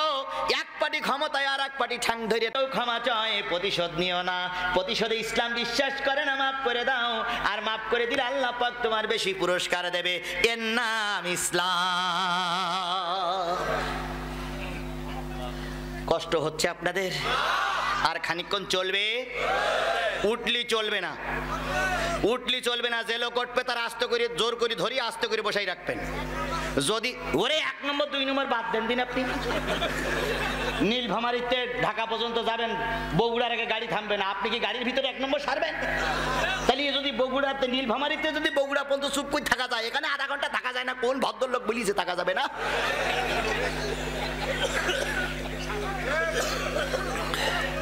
কোন 1 নম্বর 2 নম্বর হবে না, উঠলি বসাই ফেলবেন। আর যদি একান্তই ধরি রাখতে না পারে, ছাড়ুক নিচের দিকে, আপনি ধরি রাখার যোগ করে যা হয় ওদিক পড়ি হোক। কারণ এ মাহফিল কয়দিনের? আজকেই শেষ, কালকে তারা মাহফিল হবে না। জায়গা নষ্ট হলে কালকে মাহফিল ওরা পরিষ্কার করবে। আপনার আমার কি, আমি শুধু নষ্ট করি বাড়ি চলে যাবো। যা পারে এনারা করুক, আল্লাহ পাক আমাদের রহমত করুক। এই মা বোনেরা কি আর ওঠাচলা করতেছে নাকি? মা বোনেরা আমার দেখতেছে, কিন্তু আমি তো দেখতে পাচ্ছি না। তবে আধ্যাত্মিক কিছু চোখ থাকে, সেই চোখ দিয়ে দেখতেছি মা বোনরা মোটামুটি ঠিকই বসে আছে। 2-1 জন আছে ইবলিস, তো মা বোনের ঘাড়ের পরে চেপে বসে। 2-1 জন শুধু উসপিস করতেছে যে আমি বেরিত পারলি বাসি, বেরিত পারলি বাসি। না মা বসেন বসেন, আবার বসেন বসেন বললে আর এক জিনিস, বসেন বসেন বৈশা যান।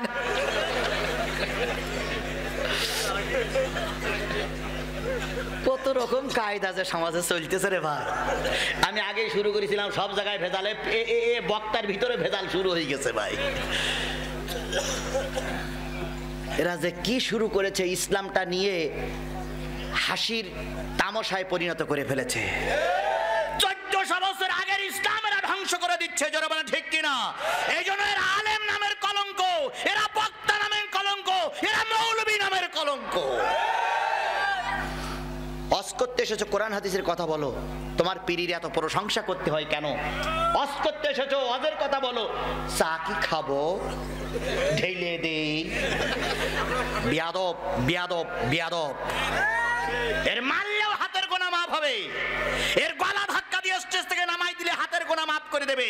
এর যদি জুতা পিটা করেন আল্লাহ আপনার মাফ করে দেবে। ওয়াজ নামের কলঙ্ক, এই কোরআন শরীফ কোরআন হাদিস বলার নামে কলঙ্ক। আগের মৌলবীদের কথা শুনে মানুষ হেদায়েত পেত, আর এখন মৌলবীদের কথা শুনে হাসি তামাশা করতে করতে মানুষ চলে যায়। এমন হাসান হাসায়, হাসি হাসি তলার দিকে এদিকেও শব্দ হয় ওদিকেও শব্দ হয়। একজন কয় কি খবর, কয় এমন হাসা হাসিছি এদিক তো বেরোচ্ছে ওদিক তো ফুট ফুট ফুট ফুট করে বেরোচ্ছে। কথাকে আমি বাড়াই বলতেছি ভাই। আর একজন আছে বাংলাদেশের, ওয়াজ করতে করতে মঞ্চের পরে ঠেলে ওঠে, 2-4 হাত পায়ে এক জায়গায় করি, কখনো পায়খানার মতন বসে, কখনো টুপিটা খোলে, কখনো ঠেলে ওঠে। উনি আবার কোরআন শরীফের আয়াত নতুন করে তৈরি করেছে। উনি বলেছে আমি কোরআনের আয়াত তৈরি করতে পারি, আমি কোরআনের আয়াত তৈরি করেছি। কোরআনের আয়াত কাফেররা তৈরি করার সাহস পায় নাই। আজকের সমাজের কোরআনের আয়াত যে মৌলবী নতুন করে তৈরি করেছে, এ মৌলবী নামের কলঙ্ক, এ জাতির কলঙ্ক।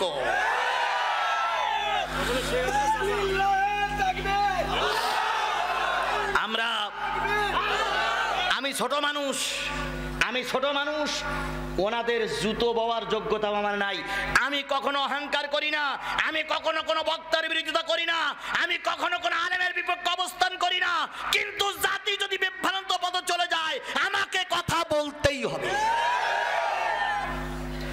এক মৌলবী আর এক মৌলবীর বলতেছে কাফের, আর এক মৌলবী আর এক মৌলবীর বলতে ফাঁসেক, এক টুপিওয়ালা আর এক টুপিওয়ালার বলতেছে ও দোজকি। তাহলে ও টুপিওয়ালা যদি তোজকে যায় তাও জানে যা পড়াবে কেটা মৌলবী? সেদিন কালকের আগের দিন বগুড়ায় কি বলে হলো আপনার দিনাজপুর জয়পুরহাটে মাহফিল হলো, একদল মোনাজাতের পক্ষে আর একদল মোনাজাতের বিপক্ষে মারামারি করে 3-4টি পড়ি আছে। পুলিশ এসে গড়ে পিঠে চালে মৌলবী তো মোনাজাত করতে হবে না, মোনাজাতের বিপক্ষ করতে হবে না, জায়গা ছাড়। সামান্য মোনাজাত নিয়ে, কিয়াম নিয়ে, মিলাদ নিয়ে, তারপরে কি দুরুদ নিয়ে আমাদের সমাজে উত্তাল পাতাল চলছে। বড় বড় আলেমরা জেলখানায়, বড় বড় হুজুররা জীবন দিচ্ছে, দিতে দিতে আলেম খুঁজে পাওয়া যাবে না। একবারও সে হুঁশ নাই, দাড়ি আর টুপি নিয়ে গন্ডগোল। আরে 1 লক্ষ বার মিলাদ পড়লি না তাতে কি হলো? একজন লোক নামাজের পরে মোনাজাত করতেছে, করুক, তাতে তোমার কি? তোমার মোনাজাত করতে ভালো না লাগে তুমি বেরিয়ে যাও, তুমি মোনাজাত করো না। আর একদল মোনাজাত করছি তো তোর বাপের কি?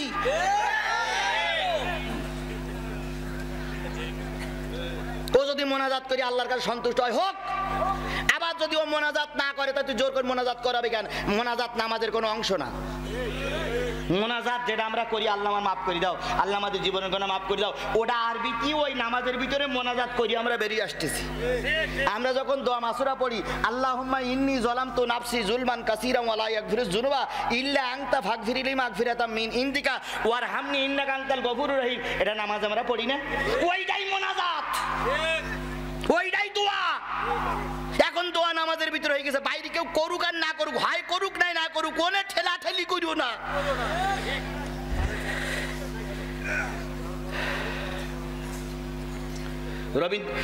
কবি নজরুল ইসলাম দুঃখ করে বলেছিলেন, বিশ্ব যখন এগিয়ে চলেছে আমরা তখন বসে বিবি তালাকের ফতোয়া খুঁজি কোরআন হাদিস চষি।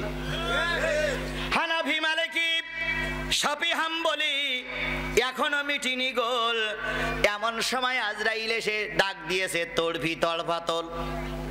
সামনের দিকে যত মরি আছে, পিছনের দিকে তত গুনতিতে মোরা বাড়িয়ে চলেছি গরু ছাগলের মতো। ছোটখাটো বিষয় নিয়ে দ্বন্দ্ব করো না।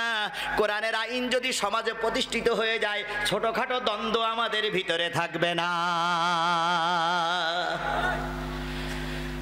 উল্টো বুঝেন না, কেউ মনে করছে হুজুর মনে হয় মিলাদ কিয়ামের পক্ষে না, আবার কেউ মনে বিপক্ষ করে, তাও না। কারণ 1 লক্ষ মিলাদ না বললে কৈফিয়ত দেওয়া লাগবে না, কিন্তু একদিন ফজরের নামাজ কাজা করলে আল্লাহর কাছে কৈফিয়ত দেওয়া লাগবে।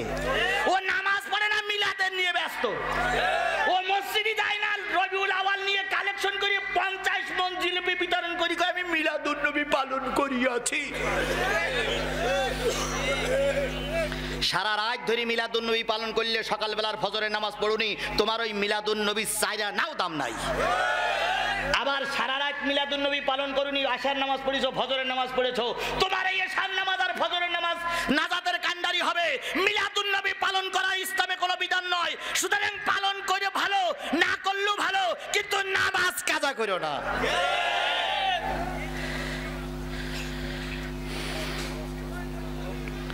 নামাজ নেই, রোজা নেই, হজ নেই, জাকাত নেই, পদ্মা নেই, পশিদা নেই।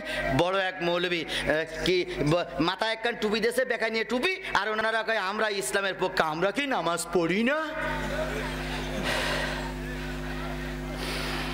আমার ভাইরা 12টা বেজে গেছে, এবার মোনাজাত না না। আপনারা শোনেন, আমি বলি, আপনারা সকলেই জানেন যে আমি 2 ঘন্টা করে ওয়াজ করি, এটা জানেন না আপনারা? আমি কর্তৃপক্ষর যখন দাওয়াত নিয়েছি তখনও বলেছি 10টায় উঠাবা, এইসব বলেছি 10টায় উঠাবা। যখন বিশ্রাম নিয়েছিলাম তখনও বলেছি 10টায় উঠাবা।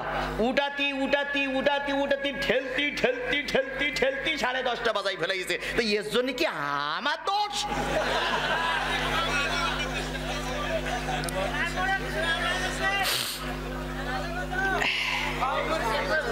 শোনেন, এই মুসলমান, উঠতি বলিনি তো?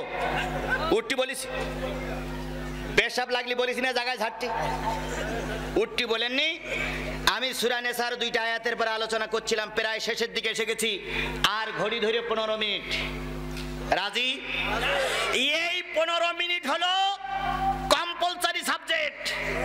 এরপরে 15 মিনিটের পরে যদি আমি যাই পেশাব করতে, উঠলি মানা নাই।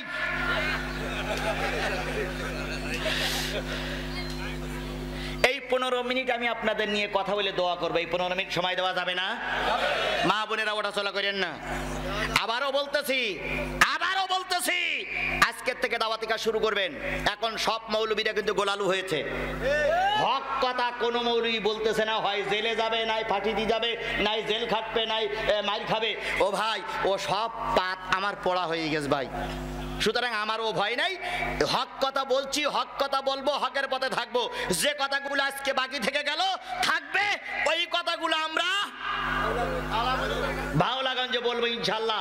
আজকের থেকে দাওয়াতি কাজ করবেন। আজকের এই লোক আমি কামনা করিনি, আমি কামনা করেছিলাম এই মাঠ টবে টবে ফুল হবে। সুতরাং আজকের লোক কম, আজকের থেকে দাওয়াতি কাজ করে 26শে নভেম্বর ভাওলাগঞ্জের মাঠ আনাজ কানাজ পূর্ণ করবেন। সেদিন হবে অ্যাকশন।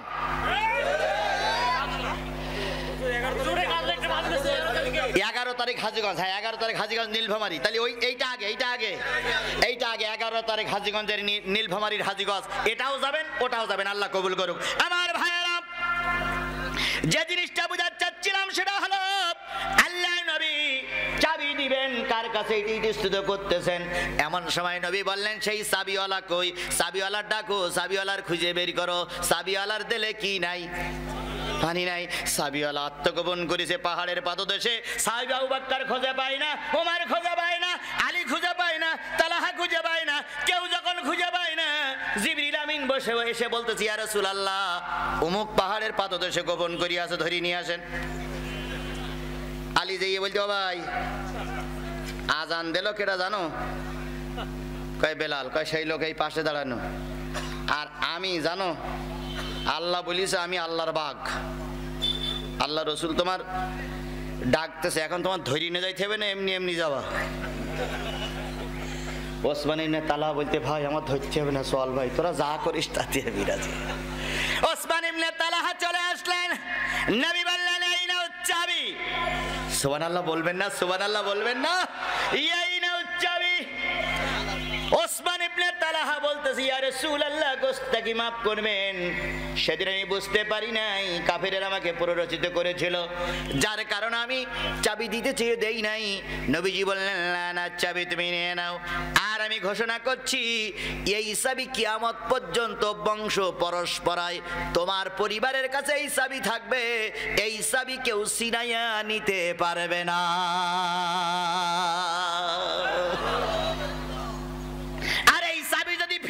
সে হবে জালেম। নবীজি চাবি দিয়ে দিলেন। আল্লাহর নবীর কাছে দুটো আয়াত নাজিল হয়ে গেল। আল্লাহ পাক বলতেছে, নবী আমি আদেশ করতেছি, আমানাতের প্রাপ্য যার তার কাছে পৌঁছে দাও। আমানাত হলো আরবি শব্দ। আমানাত শব্দের অর্থ হচ্ছে সংরক্ষণ করা, হেফাজত করা। আমানাত শব্দের অর্থ হচ্ছে রক্ষা করা। আমানাত এমন একটা জিনিস যার কাছে রক্ষা করা হলো তিনি যেন আমানাতটা রক্ষা করে চলে। হুজুর বলেছেন, লা ঈমানা ইল্লা মা আমানাত লাহু। ওই ব্যক্তির ঈমান নাই যার আমানাতদারি নাই। সুতরাং আমানাতদারি যার থাকে না, তার কি থাকে না? ঈমান থাকে না। এখন আমানত হলো নিরাপত্তা। আমি ভাইরে বললাম, ভাই এই চশমাটা আপনার দিয়ে গেলাম, সামনের বছর আমার দিবেন। এই 1 বছর চশমাটা গোছাই রাখার নাম হলো চশমার আমানতদার। কথা বুঝেছেন? একটা জমি রেখে দিলাম, জমিটা বললাম 1 মাস পরে 2 মাস পরে ফিরাই নেব। এই 2 মাস আপনি হেফাজতে রাখবেন, এটা হলো জমির আমানতদার। 50টা টাকা রাখলাম, 50টা টাকা 50 বছর কি 1 বছর পরে নেবে, এটা হলো আমানতদার। মাদ্রাসার টাকা আপনার কাছে আছে, ওই টাকা নিজের টাকা নিজের কাছে খরচ করা যাবে না। ওই টাকা ওইটার নামে খরচ করা যাবে না। ওই টাকা গোছাই রাখার নাম হলো আমানতদার। নেতারা ক্ষমতায়, নেতাদের হাতে কোটি কোটি টাকা আছে, গরিবের মাল খাওয়া যাবে না। নেতা তোমার টাকা ঠিক রাখতে হবে, ওটাই হলো নেতার আমানতদার। আর প্রতি 5 বছর অন্তর অন্তর আমার ভিতরে একটা আমানত থাকে, সেটা হলো ভোটের আমানত। প্রতি 5 বছর অন্তর অন্তর, হয় চেয়ারম্যানের বেলায়, নাই উপজেলা চেয়ারম্যানের বেলায়, নাই এমপির বেলায়, নাই অন্য কোনো ওই কি বলে পৌরর বেলায়, যে কোনো একটা বেলায় 5 বছর পর পর আমার ভোটটা যোগ্য পাত্রের দেব। ওটাই হলো আমার পবিত্র আমানত। ভোটের সময় আসলে লেখা থাকে, ভোট একটা পবিত্র আমানত, আমার ভোট আমি দেব যারে খুশি। আচ্ছা, এই কথাগুলো এখন কাগজ কলমে আছে, কাজে একটাও আছে?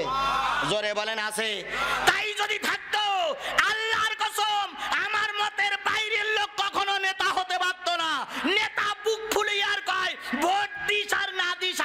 নেতা।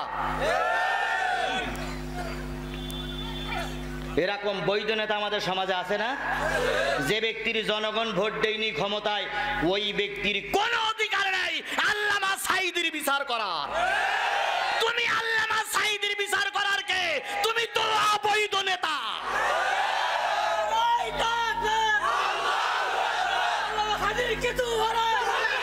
দরকার নেই, বসো বাবা বসো। আমার ভাইয়েরা, যে জিনিসটা বোঝাতে চাচ্ছিলাম সেটা হলো ভোট একটা পবিত্র আমানত। এই আমানত যখন রক্ষা করা যাবে জনগণ তখন শান্তিতে ফিরে আসবে। কিন্তু আমাদের দেশের ওই আমানত এখন আর চলে না। নির্বাচনে ভোট পাইল 3.9%। কয় পার্সেন্ট? 3.9%। এমন ডিজিটাল বুদ্ধি, দশমিকটা 9-এর পরে তুলে দিয়েছে, দিয়ে 9টারে দশমিকের আগে নিয়ে আইছে, দিয়ে দশমিকের পরে দুটো শূন্য বসাইছে। এইবার দেখাই বলতেছে 39.00 পয়েন্ট, অথচ ছিল কি 3.9। কি ডিজিটাল বুদ্ধি! শুধুমাত্র দশমিকটা সরাই দিয়েছে, বেশি কিছু সরাইনি ভাই। দশমিকটা 3-এর পরে ছিল, সেইটা 9-এর পরে দিয়ে দিয়েছে, যে 9টার এগুই নিয়েছে। এখন আগে ছিল 3.9, এখন হয়েছে 39.99। জনগণ চাইলে এত ভোট যখন পেয়েছে, ওনারাই তো নেতা। এইভাবে করে জনগণের ভোটের আমানত যখন খেয়ানত হয়, সেই সমাজে তখন দুর্নীতি বেড়ে যায়। কারণ জনগণ চিন্তা করে নেতা পাওয়ারে, নেতাই ভোট ছাড়া ক্ষমতায় গেছে, আমার দুর্নীতি করলি সমস্যা কি? পুলিশ চাকরি নেবে, বেতন 20,000, চাকরি দিয়ে যেতে গেলে ঘুষ লাগে 10 লাখ। পুলিশ চায় আমার কাছ থেকে ঘুষ নেছে নেতা, আমি ঘুষ খাইলে নেতা কিছু বলতে পারবে না, খাও ঘুষ। ইমাম যদি সঠিক না হয় মুয়াজ্জিন সঠিক হয় না, আর ইমাম মুয়াজ্জিন যদি সঠিক না হয় মুসল্লি সঠিক হয় না। ইমাম যদি পেশাব করে পানি না নেয়, মুসল্লি কয় তুই পেশাব করে পানি নিস, আমি পায়খানা করে পানি নেব না। আমি একবার সিলেট সফর করেছিলাম আমার জীবনে, এরশাদের আমলে। তখন আমি ফাজেলে পড়ি, সিলেট সফরে গেছিলাম। সিলেট সফরে যেয়ে হঠাৎ করে আসরের আজান দিয়েছে। আসরের নামাজ পড়ার জন্য গাড়ি থামাইয়ে গাড়ি রেখে মসজিদ দেখি, 3তলা মসজিদ, বিরাট কারুকার্য মসজিদ। আসরে আজান দিল, কেবল কোনো লোকজন নেই, মসজিদ তালা মারা, বাইরে একটা বারান্দা খোলা আছে। আমরা দেখে জিজ্ঞেস করলাম ভাই, আরেকজনে জিজ্ঞেস করলাম ভাই নামাজ হবে কয়টার সময়? কয় এই মসজিদে নামাজ হয় না। এত বড় মসজিদ, কয় নামাজ হয় না। আজান দিল, সে লোক কয় ওই যে জমি কতলাচ্ছে। তাই বলে অলোক নামাজ পড়ে না, কয় অলোক নামাজ পড়ে না। তাই বলে আজান দিল, কয় আজান দেওয়ার জন্য ওর বেতন সিস্টেম করা আছে, ও শুধু আজান দেবে, ওর নামাজের দরকার নেই। শুক্রবারের দিন মসজিদ খোলে, আর ওই শুক্রবারের দিন যাই তুই নামাজ পড়ে, তাছাড়া আর কোনো মসজিদ খোলা হয় না। ও মসজিদে নামাজ পড়ে না, ওর দায়িত্ব হলো 5,000 টাকা বেতন, ও শুধু আজান দেবে। আজকে যদি এই অবস্থা আমাদের হয়, সাধারণ লোকের কি অবস্থা? সুতরাং নেতা যদি দুর্নীতিগ্রস্ত হয়, নেতা যদি আমানতের খেয়ানত করে, নেতা যদি আমানত রক্ষা না করে, কর্মীরা আমানত রক্ষা করবে না। সুতরাং নেতা যদি আমানতদারি নেতা না হয়, নেতা যদি বৈধ ভোটে নেতৃত্ব, নেতা যদি বৈধ ভোটে ক্ষমতায় না যায়, আল্লাহর কসম কিয়ামত পর্যন্ত কোরআন খতম করে দোয়া করলেও দুর্নীতি বন্ধ হবে না। আর এই কথা বললে যদি রাগ করেন, তা রাগ করেন কেন? আপনার তো আপনার বউ ভোট দেয়নি, আপনি কি করে নেতা হলেন? আপনি একটু শুনি। মেয়ে বলতেছে, আব্বা তুমি বলে চেয়ারম্যান হয়েছে, তা জনগণ বলে তোমার ভোট দেয়নি। আমার ভোট দেয়নি তুই কি করে জানলি? মেয়ে তখন ভয়তে বলতেছে, আমার কি দোষ? দাদি আমার বললো তোর বাপের কেউ ভোট দেয়নি, তা চেয়ারম্যান হয়ে গেছে।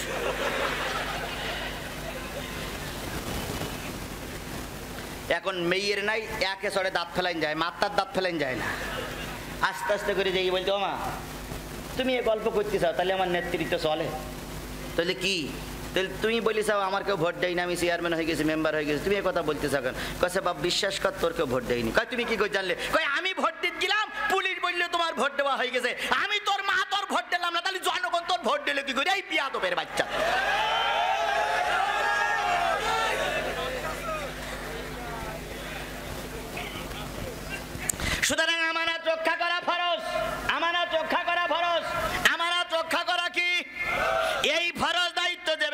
পালন করবে না, ওই ব্যক্তির কোনো ইবাদত আল্লাহর দরবারে কবুল হবে না। লা ঈমানা ইল্লা মা আমানাতা লাহু, যেই ব্যক্তির আমানতদারি নাই তার ঈমান নাই। কে বলেছেন? রাসূল বলেছেন। কে বলেছেন? যেই ব্যক্তির আমানতদারি নাই তার ঈমান নাই। লা ঈমানা ইল্লা মা আমানাতা লাহু ওয়ালা সালাতা লিমান লা তুহরা লাহু, যেই ব্যক্তির পবিত্রতা নাই সেই ব্যক্তির নামাজ নাই। যার নামাজ নাই তার ধর্ম নাই, আর যার ধর্ম নাই তারে মুসলমান বলা যাবে না। তাহলে এক নম্বর আজকের মাহফিলের শিক্ষা হলো আমানতদারি হতে হবে। কথার আমানত, ওয়াজের আমানত, তারপর টাকার আমানত, পয়সার আমানত, সকল কাজ আমানতদারি হতে হবে। আপনারা কি আমানতদারি হতে রাজি আছেন? যারা আমানত রক্ষা করে না আমরা তাদের সঙ্গে থাকব, জোরে বলেন। এক নম্বর, ওয়াইদা হাকামতুম বাইনান নাস আন তাহকুমু বিল আদলি। দুই নম্বর হলো মানুষের ভিতরে যখন বিচার ফয়সালা করবে ইনসাফপূর্ণ বিচার করো। সে তোমার দলের লোক বলে মুক্তি দিয়ে দিলে আর বেদলের লোক বলে ফাঁসি দিলে, এটা হতে পারে না। আজকে বেদলীয় লোক বলে ফাঁসিতে ঝুলানো হলো, আর দলের লোক বলে ক্ষমা ভিক্ষা ক্ষমা করে তার বিদেশে পাঠানো হলো। এটা কখনো বিচারকের কাজ হতে পারে না। আবার দুই একজন গায়ে ফাঁসি দেয় হয়েছে, আমাদের কাছে ক্ষমা চাও। তোমার কাছে ক্ষমা চাবো কেন? তুমি কি আল্লাহ না আল্লাহর পেশো? কোন মুসলমান ক্ষমা ভিক্ষা কোন মানুষের কাছে যাবে না, জীবন ভিক্ষা যাবে না। জীবন ভিক্ষা যাবে কার কাছে? জোরে বলেন কার কাছে? ফাঁসির রায় হয়ে গেছে, ছেলে এক হাত ধরেছে, বউ আর এক হাত ধরেছে। ছেলে বলতে যাব্বু অনেকদিন জেলখানায় আছেন, ফাঁসির আদেশ হয়ে গেছে, আগামী 2 দিন পরে আপনার ফাঁসি। রাষ্ট্রপতি ঘোষণা করে দিয়েছে, যদি ক্ষমা ভিক্ষা চাও ক্ষমা করে দেবে। স্ত্রী বলতেছে, স্বামী গো হক আদায় করতে পারি নাই, 2 দিন পরে তোমার ফাঁসি হয়ে যাবে, একটাবার ক্ষমা ভিক্ষা চাও, তোমার কিছু চাওয়া লাগবে না, তুমি শুধু কাগজে সই করো, আমরাই দেখতেছি। স্বামী তখন বলতেছে, আমার স্ত্রী জানি আমি বেঁচে থাকলে তুমি লাভবান হবে, ও আমার ছেলে জানি আমি বেঁচে থাকলে তুমি লাভবান হবে, কিন্তু একটা জিনিস মনে রেখো, যে আদর্শ বাস্তবায়ন করার জন্য সারা জীবন সংগ্রাম করলাম, আন্দোলন করলাম, ওই আন্দোলন আমাকে শিক্ষা দিল মানুষের কাছে জীবন ভিক্ষা চাওয়া যাবে না। আমি যদি একবার শহীদ হই, আবার জীবিত হই, আবার শহীদ হই, আবার জীবিত হই, জীবিত থাকা অবস্থায় আমি কোন মানুষের কাছে জীবন ভিক্ষা চাইব না।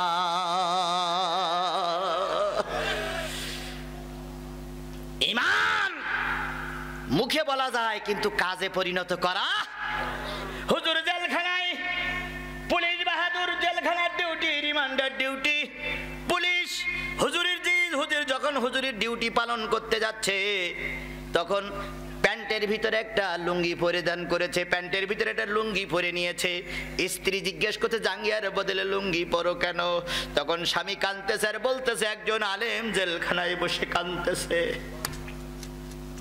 আমি তার কোনো উপকার করতে পারবো না, কিন্তু আমার প্যান্টের ভিতরে আছে লুঙ্গি, লুঙ্গি কান হুজুরের কাছে দিলে মশার কামড় যখন দেবে হুজুর হয়তো তো গার পরে দিয়ে লুঙ্গি কানা দিয়ে অন্তত মশার কাপড় থেকে বাঁচবে, ওই ওসিলায় হয়তো আল্লাহ আমারে মাফ করে দিতে পারে। ভিতরে যেয়ে দেখতেছে পানির পট মাথায় দিয়ে বিশ্ব ওলি, বিশ্ব আলেমে দ্বীন, বিশ্ব মুফাসসিরে কোরআন পানির পটটা বালিশ বানায় ঘুমায় রয়েছে। দীর্ঘ 40টা বছর 50টা বছর এরকম লক্ষ মানুষের সামনে কোরআনের দাওয়াত দিতে দিতে বৃদ্ধ হয়ে গেছে, দাড়ি পেকে গেছে, চুল পেকে গেছে, বার্ধক্য বয়সে এখন জেলখানার সংক্ষিপ্ত জায়গায় ওই কি বলে পানির পটটা মাথার বালিশ বানায় শুয়ে আছে, শক্ত জায়গায় মাথা দিয়ে শুয়ে আছে। পরের দিন পুলিশ 2টা জায়নামাজ দিয়ে গেছে, একটা জায়নামাজে নিজে নামাজ পড়েছে, আর একটা জায়নামাজ ভিতরে দিয়ে বলতেছে, হুজুর বালিশ আমি দিতে পারবো না, বালিশ আমি এনে দিতে পারি নাই, জায়নামাজটা মাথায় দিয়ে একটু ঘুম পড়েন, হয়তো এর সিলাই কিয়ামতের দিন আল্লাহ আমারে মাফ করে দেবে। ও ভাই রে, এই জন্য নীতিবান হন, নীতিবান মুখে মুখে হয়েন না, কাজে নীতি পরিণত করেন। ওয়াইজা হাকামতুম বাইনান নাসি আন তাহকুমু বিল আদলি, মানুষের ভিতরে যখন বিচার ফয়সালা করবে নিজের লোক বলে কলটান ছলটান করো না, বাইরের লোক বলে অন্যরকম করো না। তাহলে যদি করো তাহলে আল্লাহর কাছে কৈফিয়ত দিতে পারবে না। ইন্নাল্লাহা নি'মা ইউযিকুম বিহি ইন্নাল্লাহা কানা সামিআম বাসীরা। এই ওসিয়াত আল্লাহ পাক তোমাদের জন্য করতেছেন যাতে করে তোমরা হেদায়েত গ্রহণ করো। আর জেনে নিও আল্লাহ পাক সবকিছু দেখেন এবং শোনেন। আল্লাহ সবকিছু দেখে এবং শোনে না। দুনিয়ার কেউ না দেখলে কে দেখতেছে? দুনিয়ার কেউ না শুনলে কে শোনে? সুতরাং আল্লাহ দেখতেছে, আল্লাহ শুনতেছে। আল্লাহর দেখা এবং শোনা বন্ধ নাই। সুতরাং আল্লাহর দেখা এবং শোনা থেকে দূরে সরে যেও না। এরপরে শেষ উপদেশই আইয়ুহাল্লাযীনা আমানু আতিউল্লাহ ওয়া আতিউর রাসূল। হে ঈমানদারেরা, যারা আজকে পবিত্র মিলাদুন নবীর উপলক্ষে আলোচনা শুনলে তাদের কাছে আমি আল্লাহ পাক আদেশ করতেছি, আল্লাহর আনুগত্য করো, রাসূলের নেতৃত্ব মেনে চলো। আর তোমাদের ভিতর থেকে যে আমির আছে, যে আমির আল্লাহর কাছে ছাড়া কারোর কাছে মাথা নত করে না, তোমরা সেই আমিরের আনুগত্য করে চলো। আজকে সব দলের ভিতরে ভাঙন সৃষ্টি হয়েছে, সব দলের ভিতরে দুই গ্রুপ হয়েছে, একটা দলের ভিতরে কোনো গ্রুপ নাই, অথচ আমরা তাদেরকে বয়কট করে চলেছি। এই দিনাজপুর, রংপুর, তারপরে দিনাজপুর, রংপুর, নীলফামারী, এইখানে একজন লোকের জোর বেশি, সেটা হলো এরশাদ। এই এরশাদ যখন মারা গেল তখন ভাবি এক দল, ভাই এক দল। তাহলে ওনাদের ভিতরে দুই দল। আওয়ামী লীগের ভিতরে সংস্কারপন্থী, উদারপন্থী দুই দল আছে। বিএনপির ভিতরে উদারপন্থী, সংস্কারপন্থী আছে। তারপরে চরমনাই পীরের পক্ষে বেমাতা পক্ষে মাতা পক্ষ দুই গ্রুপ আছে। তাবলীগের ভিতরে কোনো গ্রুপ ছিল না, এবছর থেকে দুই গ্রুপই বিশ্ব ইজতেমা হবে। তাবলীগের ভিতরে দুই গ্রুপের বিশ্ব ইজতেমা হবে না। এটা হলো 7 গ্রুপ, আরেকটা হলো কি গ্রুপ? জুবায়ের গ্রুপ। তাহলে সব জায়গায় গ্রুপ হয়েছে, আমরা তাদের পিছনে দৌড়াচ্ছি। একটা ইসলামী আন্দোলন, একটা ইসলামী দলের ভিতরে কোনো গ্রুপিং নাই। আমি সে দলটার কথা নাই বললাম। ওই ছাত্র সংগঠনে কোনো গ্রুপিং নাই, ওই মূল দলের ভিতরে কোনো গ্রুপিং নাই। আল্লাহর কসম আপনাদেরকে দাওয়াত দিচ্ছি, ওই কোরআনপন্থীদের ছায়াতলে আসুন, আমরা কোরআনের পক্ষে থাকি। আল্লাহ পাক সবাইকে কোরআনওয়ালা বানায় দিক। আল্লাহ পাক সবাইকে কোরআনের পক্ষে থাকার তৌফিক দান করুক। যদি আল্লাহ বাছাই রাখে 11 তারিখে দেখা হবে হাজীগঞ্জ নীলফামারীর মাঠে। এরপরে যদি আল্লাহ বাছাই রাখে কি বলে হরিণচূড়ার মাঠে দেখা হবে। ওমা তৌফিক ইল্লা বিল্লাহ ওয়া আখিরু দাওয়ানা আনিল হামদুলিল্লাহি রাব্বিল আলামিন। এখনই মোনাজাত বসেন, একটা লোক উঠবে না, বসুন। মাদ্রাসার জন্য দোয়া হবে। আপনাদের কাছে কয়েকটা কথা বলবো, শোনেন, মাত্র 2 মিনিট। 1 নম্বর কথা হলো, ছেলে এই বাচ্চারা মাদ্রাসায় পড়বে, লজিং রাখবেন, বেশি বেশি দান করবেন, প্রতিষ্ঠান টিকায় রাখার জন্য চেষ্টা করবেন। আল্লাহ পাক আপনাকে আমাকে প্রতিষ্ঠানের পক্ষে থাকা তৌফিক দান করুন। এখানে আমার ওয়াজের পরে 2টা বই বিক্রি হবে। একটা হচ্ছে মরা লাশ খাচ্ছে মানুষ, সে আবার কি?